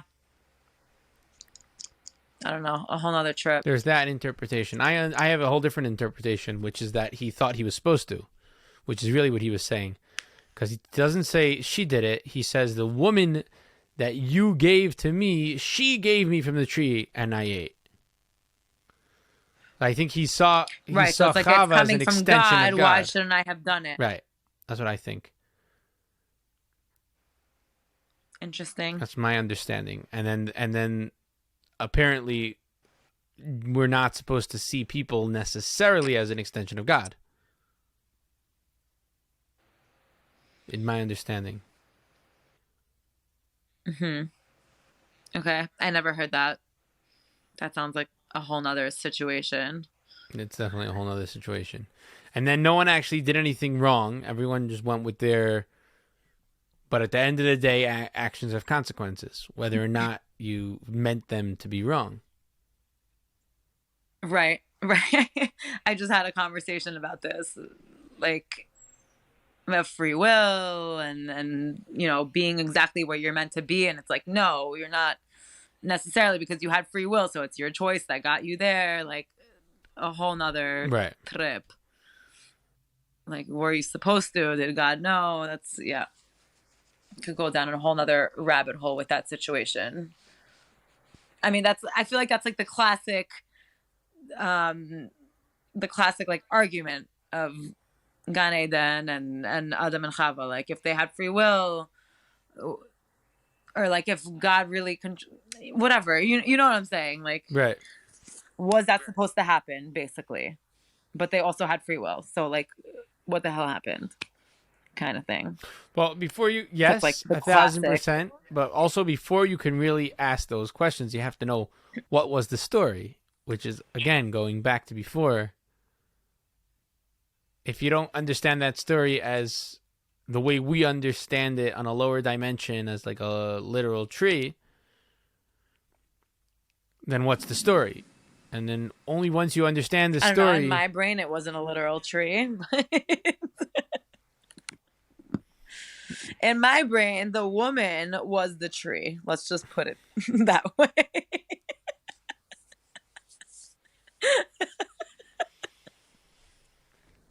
That's how I understand it. But either way, they made their decisions. Did they? Yeah, I don't know. It's like beyond my scope of understanding, for sure. Not necessarily. I just think it's hard to flesh out. I think a lot of these things are hard to flesh out on your own, but if someone would teach them to you, I think they can be understood.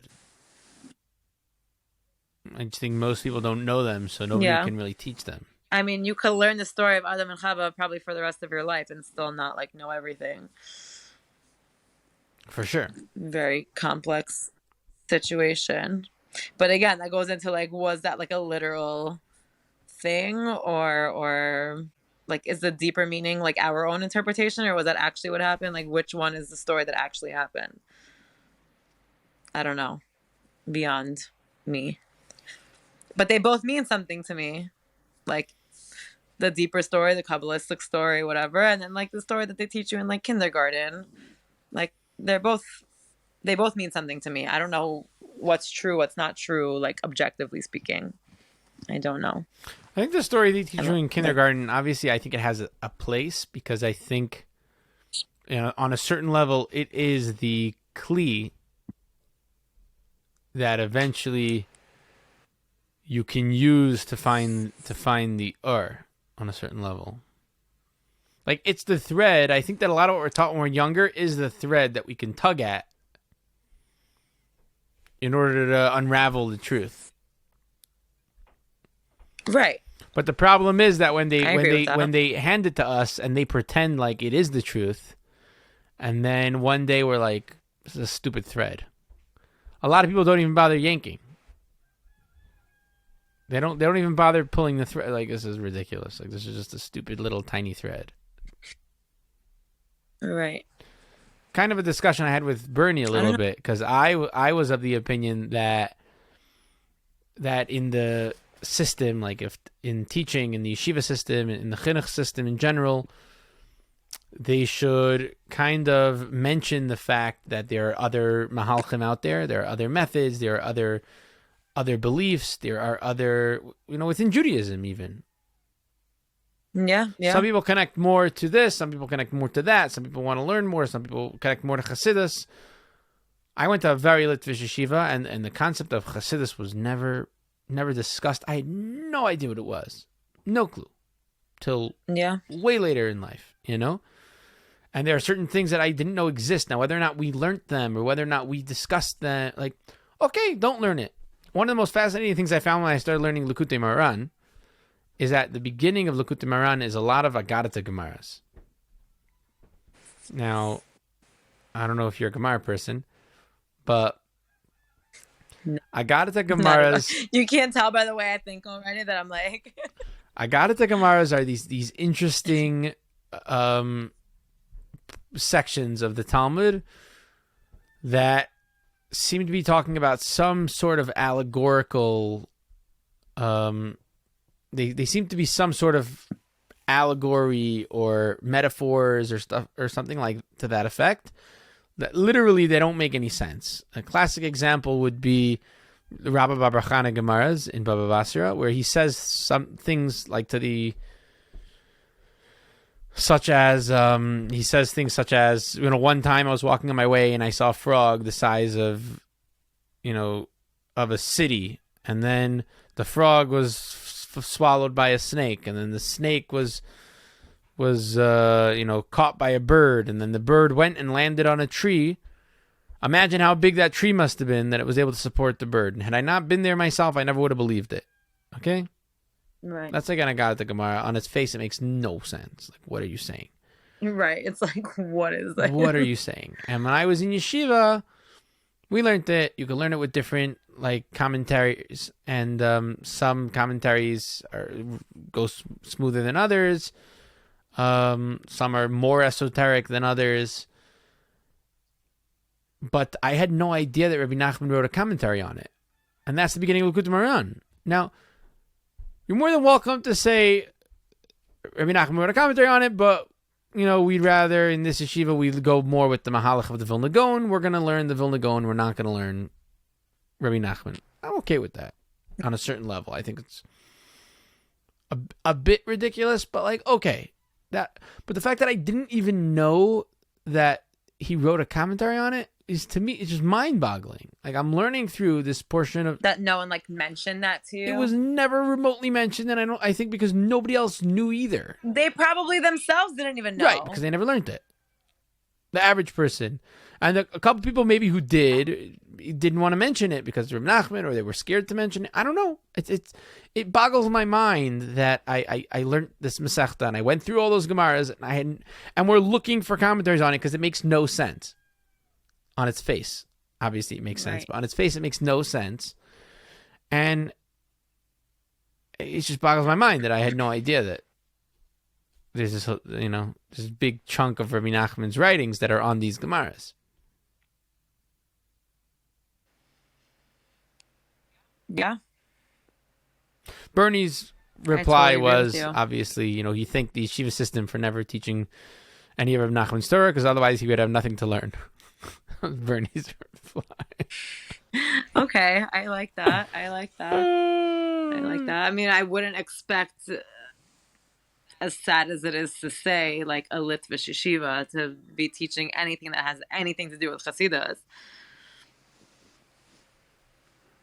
I don't know. Like, I feel bad when, not saying that someone needs to like go and learn only Chassidus ever, but to just have that knowledge that this other way of thinking exists. These other teachings exist. Like, yeah. I think it speaks to a lot of people, and if more people would learn this way, I think it could do a lot of good. But at least in like certain school systems, they're like scared that it's gonna veer them off to some like weird way or whatever. I think, but Chaval. I think the whole point of the Baal Shem Tov was trying to like achieve would be achieved if they weren't so scared to teach Chassidus in certain places. And then there's the opposite end of the spectrum of people who did grow up Chassidish, right, which actually was meant to stem from this whole movement, which has completely veered off from like the essence of what it was supposed to be. That's a whole nother situation, but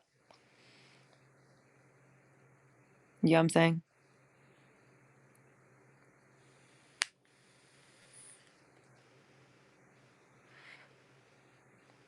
Like even like the Hasidic movement in itself has lost the essence of the Hasidic movement. That I wouldn't expect a Litvish yeshiva to be teaching like any form of Chassidus. Because I feel like it's just like so I don't know. But why can't you acknowledge exactly it as something that's out there? You don't have to teach it. Oh, 100%. No, I agree with you. I'm saying like it's chaval that they're not teaching it, because I think I'm not even talking about teaching it though. I'm talking about acknowledging it as something that's taught there, other places. Right? Yeah, that's it. Yeah. That they're so scared of like any other mahalach, or they're so roped into their way. I don't even know what it is, or both. That like every other way is, is like invalidated and the wrong way, and it's not discussed, it's avoided, it's ignored, it's put down. That's the problem. That is the problem. And I was talking about it at work today with like some of the nurses that I work with. It's like from little like Beis Yaakov, like 5 Towns girls, but like super spiritual. I love it. And we were like making a joke because like my boss is Chassidish. We were like I asked him like, oh, which Chassidus are you? Like, I don't know. We got into this like random conversation. It's like, I don't think that it's a problem that everyone has a way that they connect to, let's say, right? I am this, I am that. I think people want to like belong to a certain community. They have certain minhagim. Beautiful. But don't make the other person's way wrong. Like, your way is right and their way is right. Why? Because that's the way that you connect and that's the way that I connect. Again, halacha is halacha, but minhagim and certain ways of doing things, I want to be more strict, less strict, whatever. I'm not going to get into that. But like, okay, there's 150,000 different ways of doing something.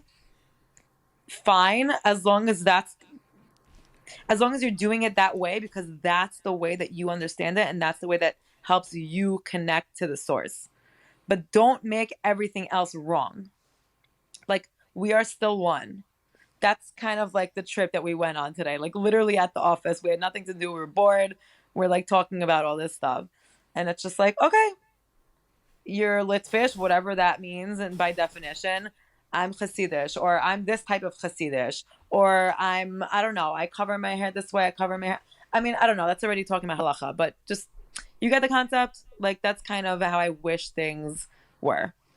You do this way, this is how you have your Shabbos meals, this is what color your tablecloth is, this is what kind of hat you wear. I don't know, shtusim. Fine, whatever. But like, a yid is a yid. At the end of the day, we're all one. You want to connect in a different way, do your thing. And I disagree.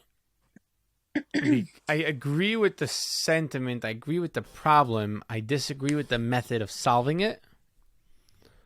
Because I don't think it'll work. I wasn't even offering a method of solving it. I don't know this is actually, on a certain level, something I fought out with Gedalia Fenster when he was in Israel. I think it really goes. Oh, right. I think it really goes back to that aspect where he spoke in Efrat together with Reb Shlomo Katz. He spoke really to his congregation, and he spoke a lot about not judging, which is very nice. But my question was, Chazal say dan lekav schus, judge favorably. They don't say not to judge. We went back and forth. He said something. I said, I don't think you answered my question. He went again. And then Shlomo Katz afterwards, kept going. Essentially, I still think he avoided answering my question. Mm-hmm. And I think that this idea of not judging, which is kind of like what you're saying, of everyone does it differently, right? You do it your way, I'll do it my way. This idea of not judging, I don't think is possible within a human being. That's the problem. No, it's not a problem, because you have to dig deeper and judge favorably. And we also have to understand what we're really judging here. In other words, generally what happens is, let's say, with what were you talking about? With the way your Shabbos table was, or the way, right, whatever it was. Or even sneus or something like that. Generally, we judge based on those kind of things, let's say, right? But the problem isn't that we're judging. The problem is that we're judging incorrectly. It's not a problem to look around at the world and say some things are better and some things are worse. Right. I think, but you have to understand certain things that are better for you. Certain things that are better for you are not better for the other person. Right. Okay. Right. Now that should be a simple concept to understand. It's not complex. This isn't rocket science. Right? When I look at you, my right side, what I see as right is your left. It's not so complicated. Right. My right or your right. It's not a hard concept. We deal with this daily. Right? But for some reason we're not taught it within religion. Within religion suddenly we're taught how everything is concrete the way we see it, and the way everyone else sees it is wrong. That's the problem. Right. But if we look at the way we see it and the way the other person sees it, right, we can analyze it from both perspectives and try to understand. It's not that I'm not accepting you from a hippie perspective, you have your own way and a hippie thing. I'm saying that the truth is deeper than that. It's kind of like the vitamin C story.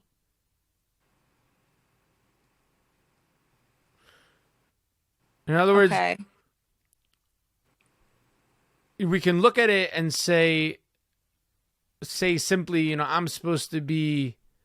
Well, sometimes let's imagine for a second, right, that two different people have two different connection points, right? One person's likes to pray, one person likes to study, whatever, right? Torah, tefillah, those kind of things, right? Yeah. Now, we can look at it and say these two people are doing two very different things. Or we can look at it and say, no, these two people are both connecting to God the way they connect. Essentially, there aren't two things here. There's just one.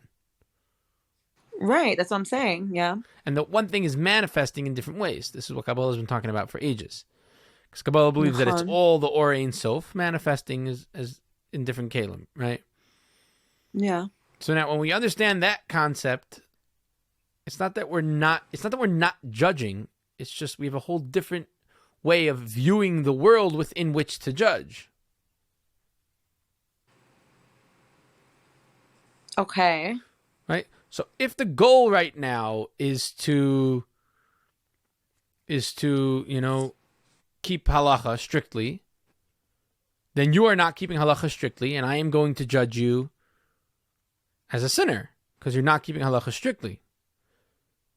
If that's the goal. If the goal is to connect to God, right, then I don't know how you connect what you're going through. Maybe in your not keeping halacha strictly, you're having an easier time connecting, or that's where you're at right now, and you're connecting to God on that level. You're not ready to take on the next one. Then I'm still judging you, but I'm able to judge you favorably. Okay. Because you can still, I agree. To not judge is like not. But if I have a deeper understanding of what's going on and who people are and the fact that people are going through things and that they're working there and no one's born a saint, right? Then I have the capability of judging you favorably. The classic Litvish way of viewing the world doesn't allow me to judge you favorably because everyone, no matter who they are, where they are, and what they're doing, should be sitting in yeshiva learning Gemara, and you're not. Right? It doesn't allow me to judge you favorably. I have such a narrow-minded view of what's right, and how everything else is wrong. Right? You can't be holy. You have a smartphone. No questions asked. Right. Right.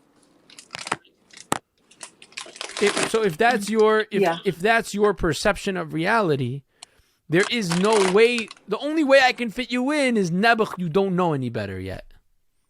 Right. That's the only way I can fit you in, at best, is by saying, doesn't know, whatever, what can you do?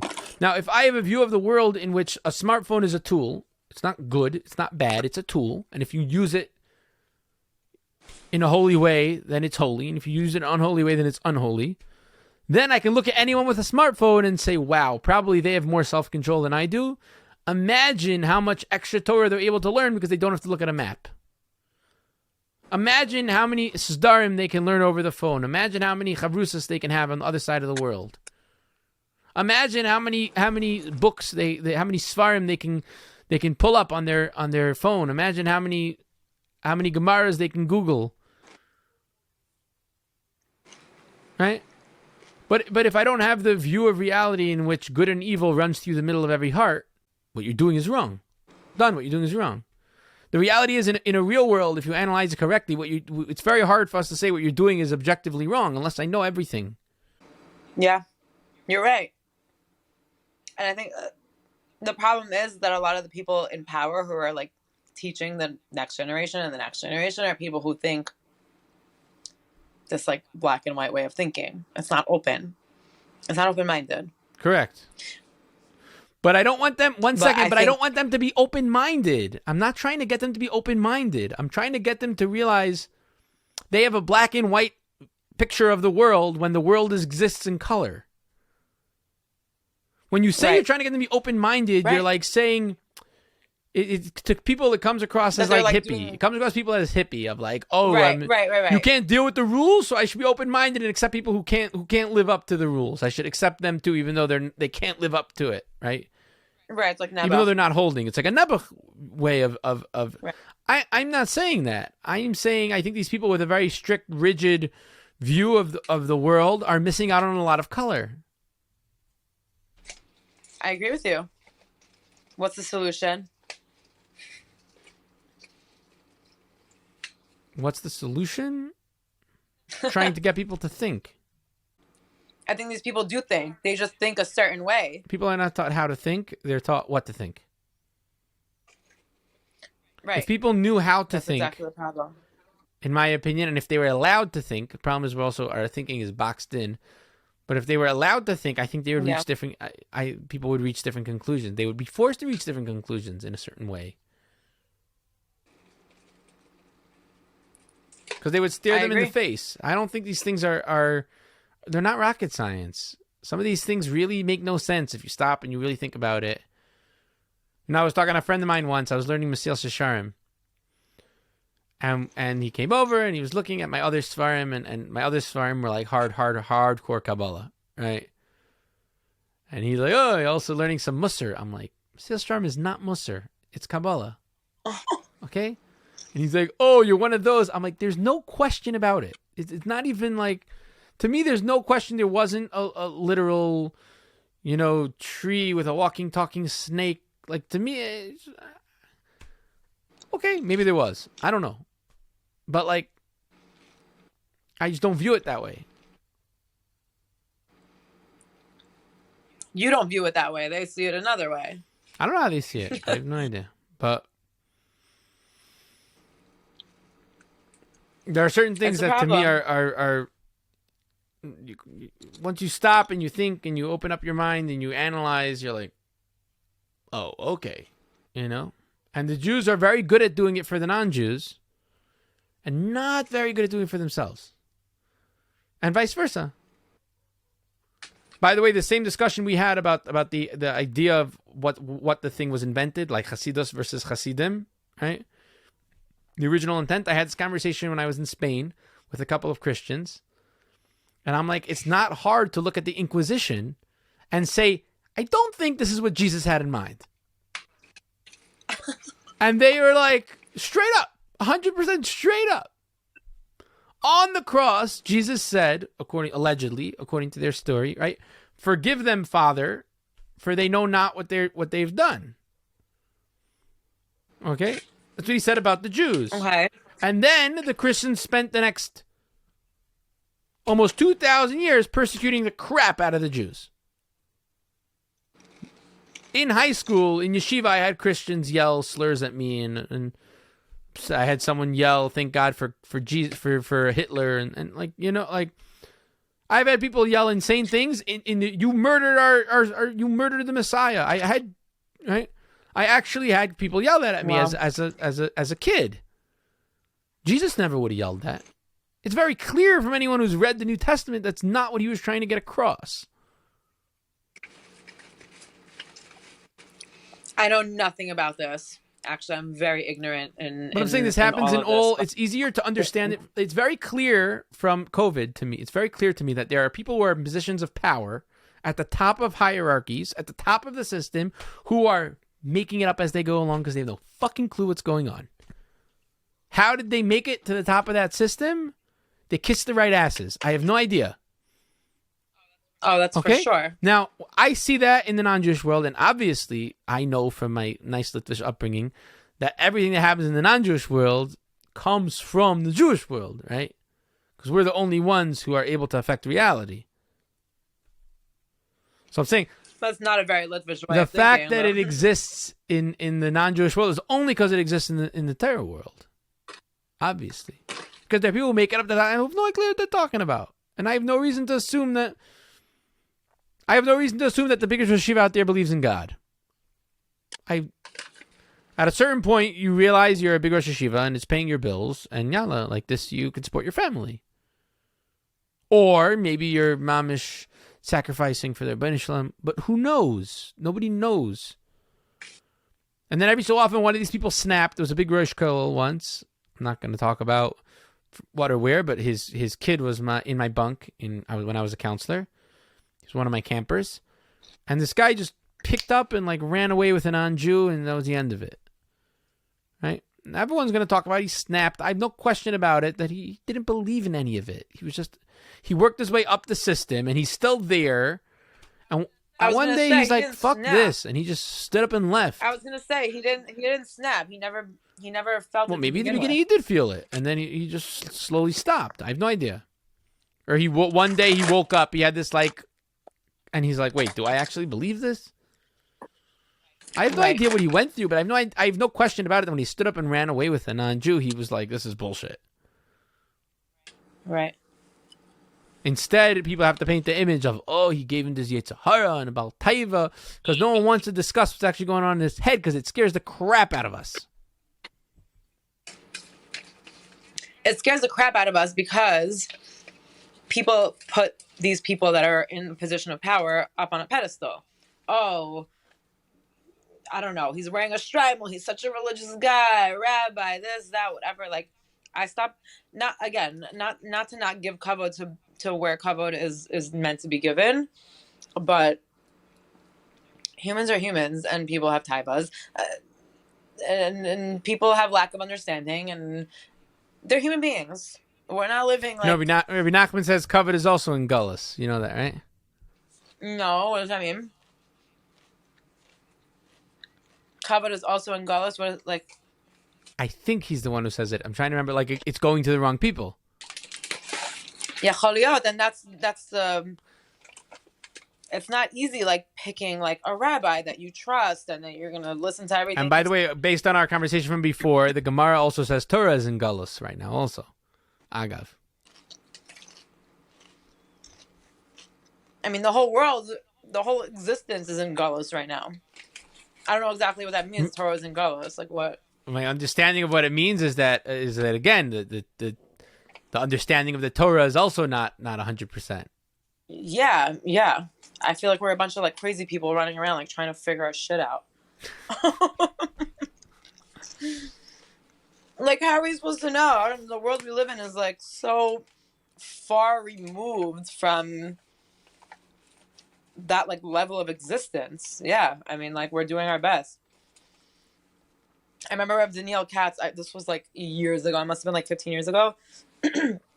I was listening to some shir, I don't even know what time of year it was, like what he was talking about, but like the whole point of it was like, don't be so hard on yourself.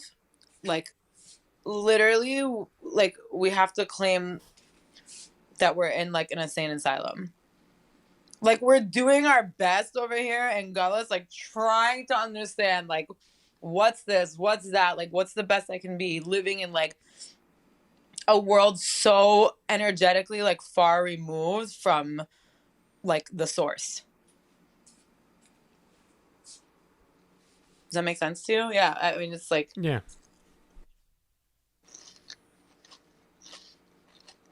Even the word rabbi, where does it come from? I heard a whole chiddush on this once.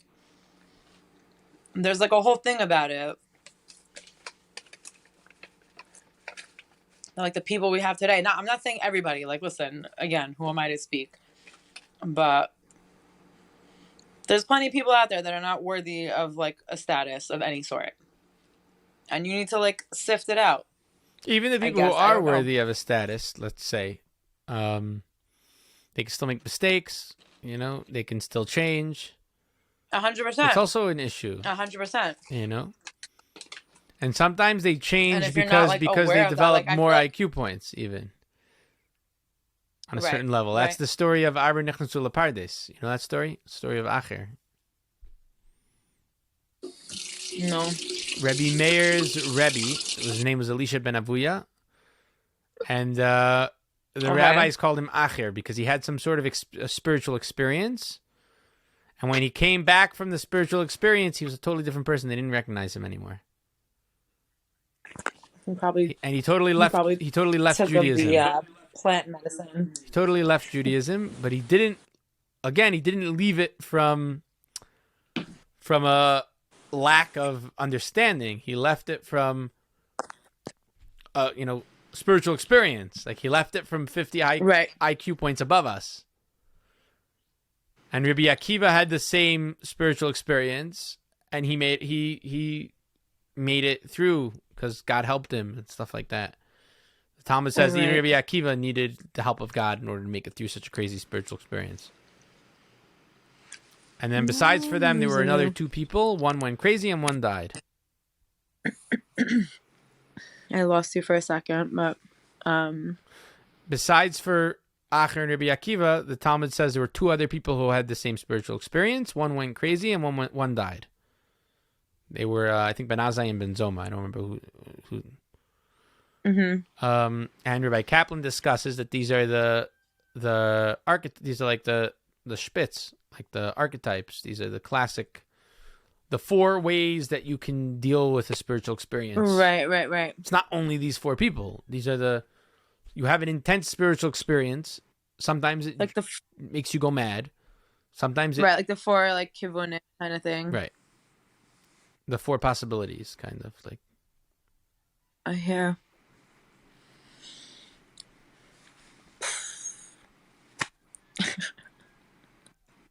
So, but there was this rabbi who had this crazy spiritual experience, and he totally changed his outlook on everything.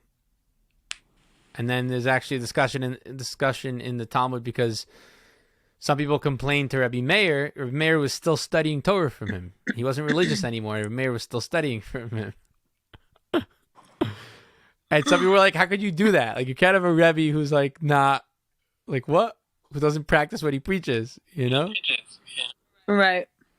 And Rabbi Meir said, "Tocho achal klipa zarak," or something. Like, I eat the inside and I throw out the peel. Interesting. I have a rabbi that doesn't eat any peels.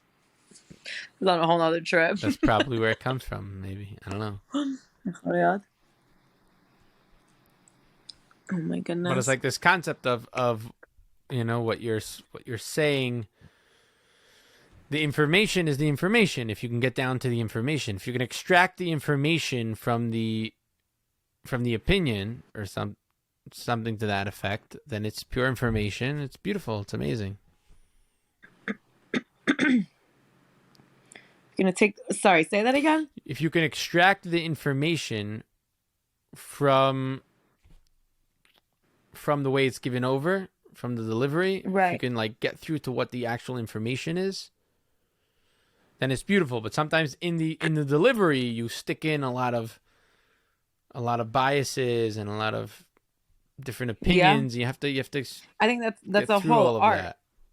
Also, to listen to this whole chiddush, whatever it is, and to actually extract something from that and be able to like give it over in a whatever. Right. I don't know the word I'm looking for. I mean, I went for a walk last Shabbat. One of my neighbors invited me over, and on the walk we were discussing all these different ideas, deep concepts, and you know Jewish history and stuff like that. And somebody started talking about Shabtai Tzvi, one of the false messiahs.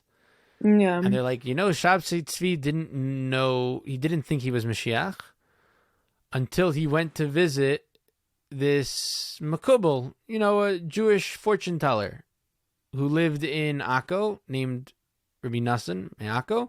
And he told him he was Mashiach. And I'm like, that's literally the worst possible portrayal of a Kabbalist that I've ever heard anyone slip into a conversation. A Jewish fortune teller. It was just, like, now the information of what he said there, as far as like that part of the story of like Shabtai Tzvi didn't think it was Mashiach, and then he went, that's generally the accepted history. Right. Now, if you know how to pull out the biases and the projected definitions and all those things, and just listen to the facts, then yeah, pretty much correct, But sometimes it's hard to parse through that. For sure.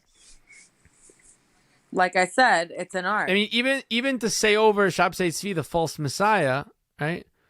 What if he wasn't a false messiah? What if he was the messiah of his generation and whatever? It didn't work out in the end. We weren't ready. Right.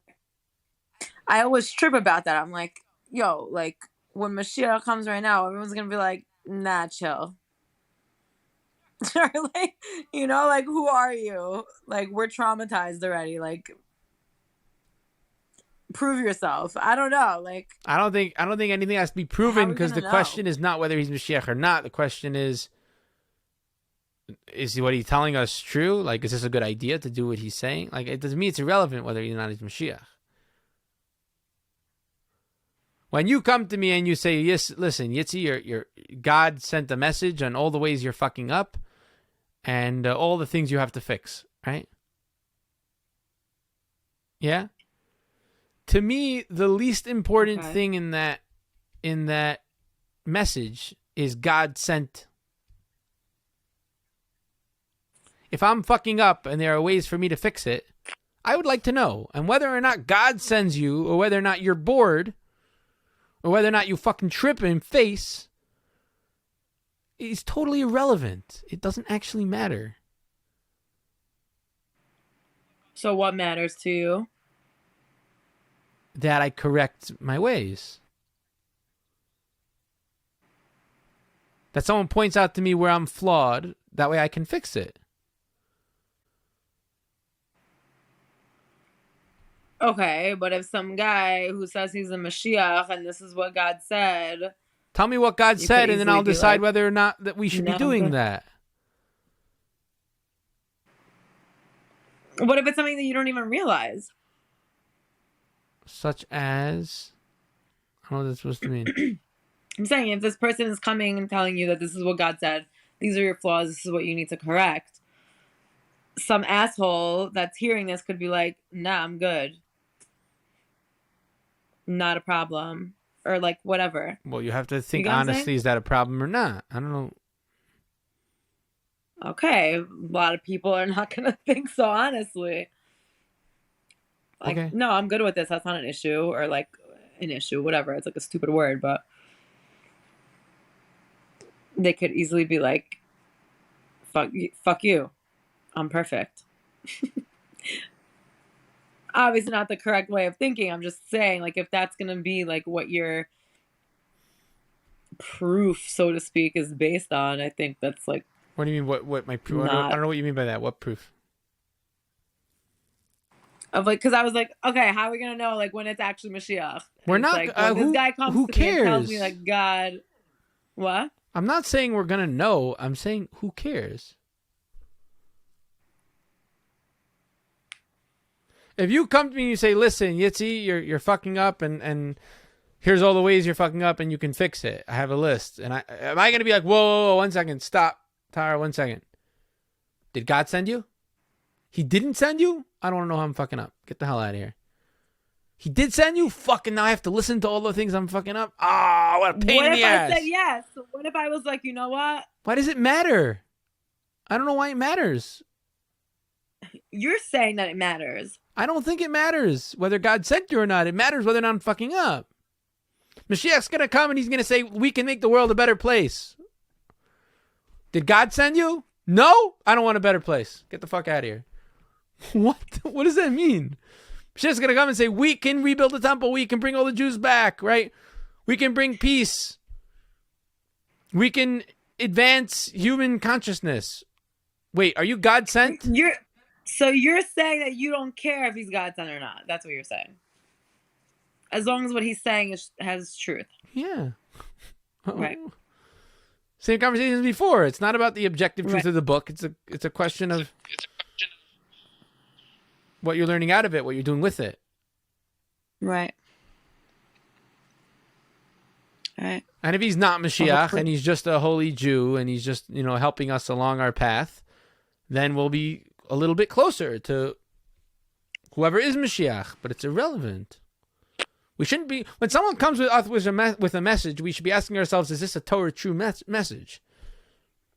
Not, is this guy Mashiach? You could say that about you could say that about any Yid that comes to you and is like, hey, Yitzy, like, this is what I see. Like, you should be, like, you should work on this and this, and like, this is what I see. 1,000%. If you hold truth in that, yeah.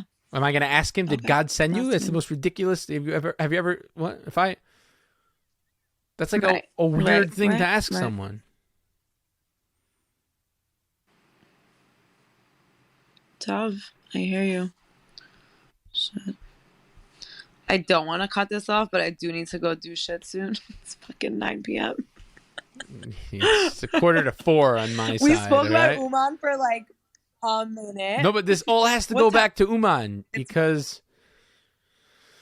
No, so how we bringing this all on? Because Uman is Bechinas Mashiach, first of all,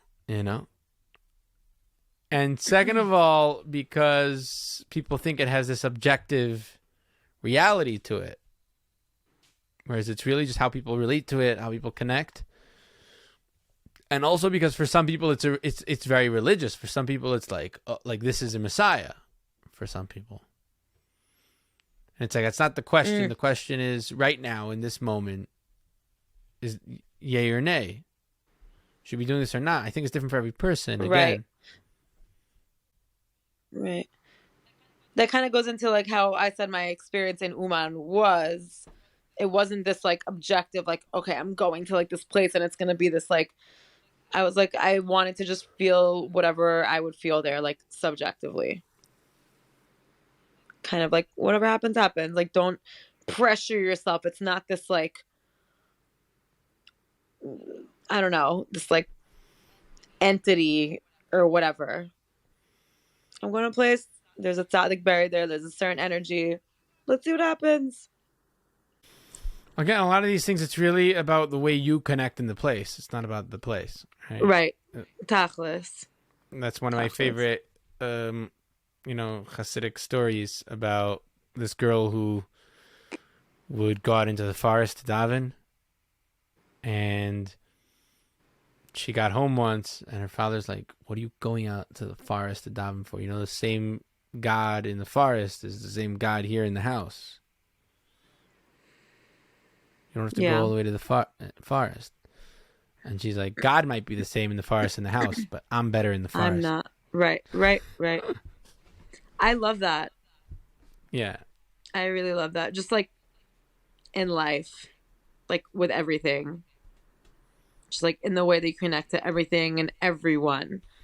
To stay conscious of who you are around those things, those people.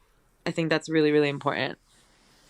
But in terms of Uman, people were like, "Oh, like, did you go to Uman? Like, how was it? Like, did you go to the Tzia? And did you, like, have this, like, profound experience, whatever?" And I was like, no. If I would have went there with that expectation, like I said right in the beginning of this, is like the first time you go to the hotel. It's like you pressuring yourself to have this, like, crazy experience. Tap in as much as you can, be conscious. Don't like pressure yourself to like be a certain way. That's not even genuine. Like, what if you're not feeling it? You're gonna make yourself crazy? I wasn't feeling it necessarily, honestly, when I went to Uman. Like, especially as a woman, it was very overwhelming. I didn't get to go to. Do you hear me, or did I lose you? Yeah, no, I'm just listening so intently. Like, I didn't get to go to the Tzion. It was Uman Rosh Hashanah with 40,000, 50,000 men. Like, I didn't go to the Tzion. It was hectic, and it was party, and it was fun, and a lot of food, and it was beautiful vibes, great energy, but I wasn't necessarily in this like introspective like frame of mind. It was only when I was leaving, actually, it was after Rosh Hashanah, I finally got to go to the Tzion, which I also did not even connect. I don't enjoy davening in front of other people. I was like, okay, I'm here by Rabbi Nachman, like I need to like feel something. It was like, okay, I said Tikkun Klali. I like tried to connect. It just like wasn't really happening. I didn't feel any sort of like connection to Rabbeinu until I was leaving. I was with Sumi in the cab. We were heading to the airport. He's like, I need to make one stop. He needs to go to the Tzion. He went inside to like give Rabbeinu a kiss. I don't know. It was at that moment when we were leaving, I was like, damn, I don't know when I'm going to come back here. This has been a crazy experience. Just like, whoa, like I didn't even process it. Like so much was happening. And only when we were leaving, I felt this kind of like, it wasn't like crying or anything, but it was like a little bit of like a heaviness. Like, yo, you my boy, Blue, like I was like, okay, I'm going to miss this. Like at that moment, I felt connected for whatever reason. Absence makes the heart grow fonder. I don't know. But either way, just about Uman and like, especially as like a girl going, it's like you have to have this like crazy. It wasn't like that, tachlis, necessarily. I had my moments. I connected in other ways. It was like connecting with the energy, connecting with the people, like just in general, the experience that I was privileged to have there. That's what I connected to. Like thank you, Hashem. Right. And Schus of Rabbeinu, like that I even got to be there after all these years. That's the energy that I connected to, really. I think I connected a lot to the authenticity. People coming, trying to find their way to connect, trying to like figure out their avodah. And that all adds to the energy there. If it was like a disingenuous, right, vibe, whatever that would look like. I don't know, but like you can tell that it's, It you're would look picking like up on that. a regular shul. Yeah. Um, and But yeah, obviously I everyone's think their own thing. that's that fire you're like picking up on there, like a genuine like energy. Yeah, for sure. You don't have to be there. And if you don't want to be in the Tzion, you don't have to be in the Tzion. If you don't want to come to Right. davening at all, no one will know. And yeah, I'm sure there are some people who come and they just come to slack off, tell everyone they went to Uman, and it's like the olden days, like I'm learning the mirror kind of thing, But Aim, but like, that's like okay, a cool. tiny like 0.0 whatever percent, Yeah. It's so Yeah. tiny, and the rest of it is like these ginormous like theater, like freaking, hall size, like mega theater, what's the word I'm looking for? Mega like stadium. These like stadium size Right. shuls, Right. with everyone just packed in, like totally feeling it, totally vibing out, getting all spiritual, spending their time trying to connect one way or another. Now that might be another, it might not be the one way, but Right. you go to the Tzion at all That's hours what's and there are beautiful people about there. it. That's what's beautiful about it. There's people learning all day. There's people that see on all day. There's people who don't leave their house, maybe, I don't know. There's people dancing in the street, but they're all like genuinely connected to whatever is going on there. Right. In their own way. And like it's all good. Yeah. As long as you're a man.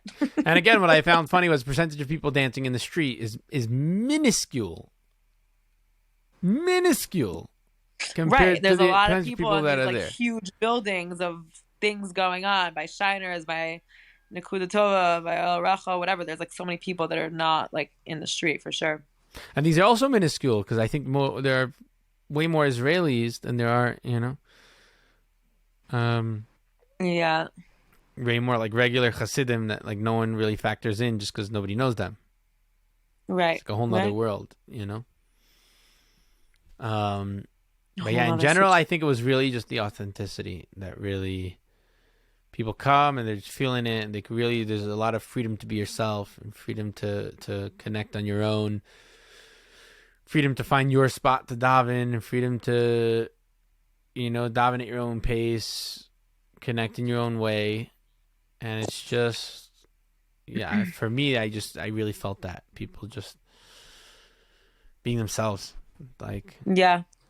I don't think I'm trying to think of what it would take to like get people to think you stand out in Uman, and there's nothing I can think of.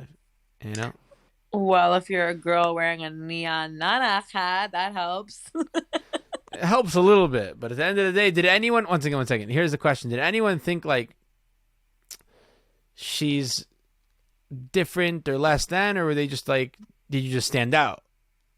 Obviously, you can stand out, Ki'ilu, but no one's like, I mean, that. oh, I that don't know. person. Like, You know what I mean? out in the I rolled into the Tzion wearing this amazing hoodie that I showed you in the beginning. No, if you're a guy, and a straw do hat. whatever you want. And like I the most, think I stuck. hemp. Sorry, I rolled in wearing the hemp hat that I stole from Bernie, the most Right, ridiculous right. hemp hat, and like no one. It was like Israel vibes, where like no one turns around to even give you like.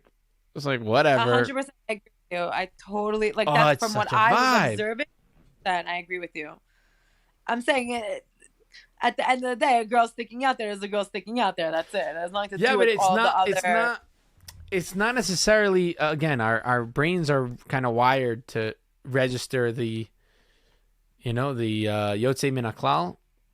Like we pick up like where there's a certain pattern, and then the pattern breaks. Our brains are like, oh look, a little blip, right? But it's again out of place. Doesn't mean it's like, oh whoa, look at that. It's like it's different. It's not on you as a person. It's on the fact that there's a girl there. It's different, I agree. Right. I agree. And listen, I wasn't the only girl there. Like single girl. I know wives go and they stay in the house. Maybe they come out once or twice. But Forgot what my point was. Oh, I'm saying like if you're going there, that's the thing. Like I was a little bit nervous actually to talk to you about Uman because I wasn't trying to sit here and advocate now for hundreds and hundreds of women to start going to Uman all of a sudden. I don't necessarily agree with that. Um, I don't necessarily agree with that. What was my other point for this? Oh, that I wasn't the only girl there. And there were other girls that came with already this like preconceived notion of like, oh, I'm gonna get yelled at because I'm a woman.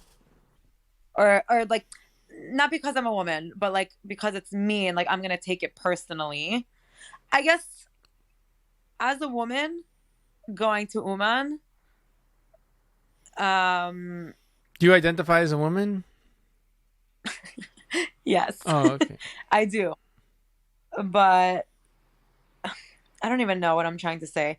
Basically, it was like taken, like I had, granted, it was only like two little moments, like nothing happened. I think I blended in really well, which was like the goal. But the two things that did happen, I didn't take it personally. I knew it wasn't an attack on me as this like sexist, whatever thing. Like I get it. I get it. Like nothing crazy happened to me. But like if as a woman you're going to Uman with this mindset of like equal rights and like if I get anything said to me by a man it's like because they're sexist, this and that, like no. Which is exactly what you just said. It's not me as like a person, it's just like you're sticking out because there's 40,000 men and you're one woman there. Right. I don't know. Does that make sense? I don't know if I'm like saying exactly what I want to be saying. I think so. But it depends how you go. I think it depends mindset. You have to go there with like a certain mindset, I would say. I went very much with the mindset, the image that like the yeshiva world gave me of like, oh, a bunch of nanachs, Right. I went very much, and then I got there and I'm like, not even remotely close to reality, Right. Yeah. And my main point of going, like my main like way of thinking of like going to Uman was like I'm not going there with this like I'm a woman, I'm gonna change everything and Uman's also gonna be for the girls, Rosh Hashanah. Like I'm not, no, like that's not. I feel like the men there, like if they get a sense of that, like, oh, this girl's like coming in here and like try to like change everything, then they get weird. Yeah. Chill. Just blend in. Like, Uman Rosh Hashanah is never going to be for the girls. I'm okay with that. I don't know if any other girl would say that, but like, I was also very adamant about like where I was staying with my apartment. And like, I had a lot of girls call me. And certain girls, I was just like not interested in having them in my apartment because I knew it was going to be a problem. I don't know if you even want to put this in your situation. It might be like controversial, but I was going there with a very, very specific mindset of like, I want to be one of the boys. I'm not trying to go in there and like me too this shit, Mission accomplished. And I think I did that pretty well. Yeah. You're one of the boys. Had a very miserable, I know some girls, not like so personally, but like they came and had a very miserable experience. If you were to talk to them for 3 hours, they would tell you something completely different. Like I had an amazing experience. Send me the contact. Oh my. We need another perspective, Listen, do it. I would be interested in hearing. I mean, I already kind of know what they would be. But I think it was also like a blessing for me because a lot of girls wanted to come. I was like, I don't know. I can't just like go there by myself. Guys, like I need to have like girls in my apartment. And everybody kind of like, either they were too like freaked out or no, it's Uman or like just things came up and it was like, no, I can't come. I'm like, okay, none of the girls are coming. Am I still going to go? And I think it was actually a blessing for me in terms of like the experience that I had, because I did dafka, like I didn't want to be in the apartment for 5 days with a bunch of girls. Like I could do that here. I'm like, if I'm going to Uman, I want to like see what the boys are doing, you know?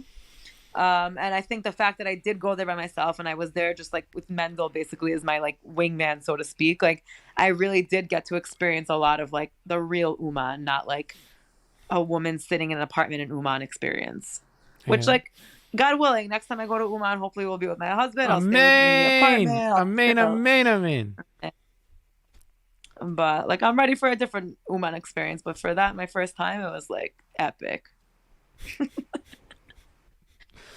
Totally epic. Glad to hear. It was epic for me too. Yeah. Yeah. Yeah, it was a cool experience. Tov. All right. Nice chatting. It's fucking 9 p.m. I didn't do laundry. I didn't eat dinner. I didn't clean my house. 4 a.m. All right. Oh 9 my p.m. Okay. Psycho. Never.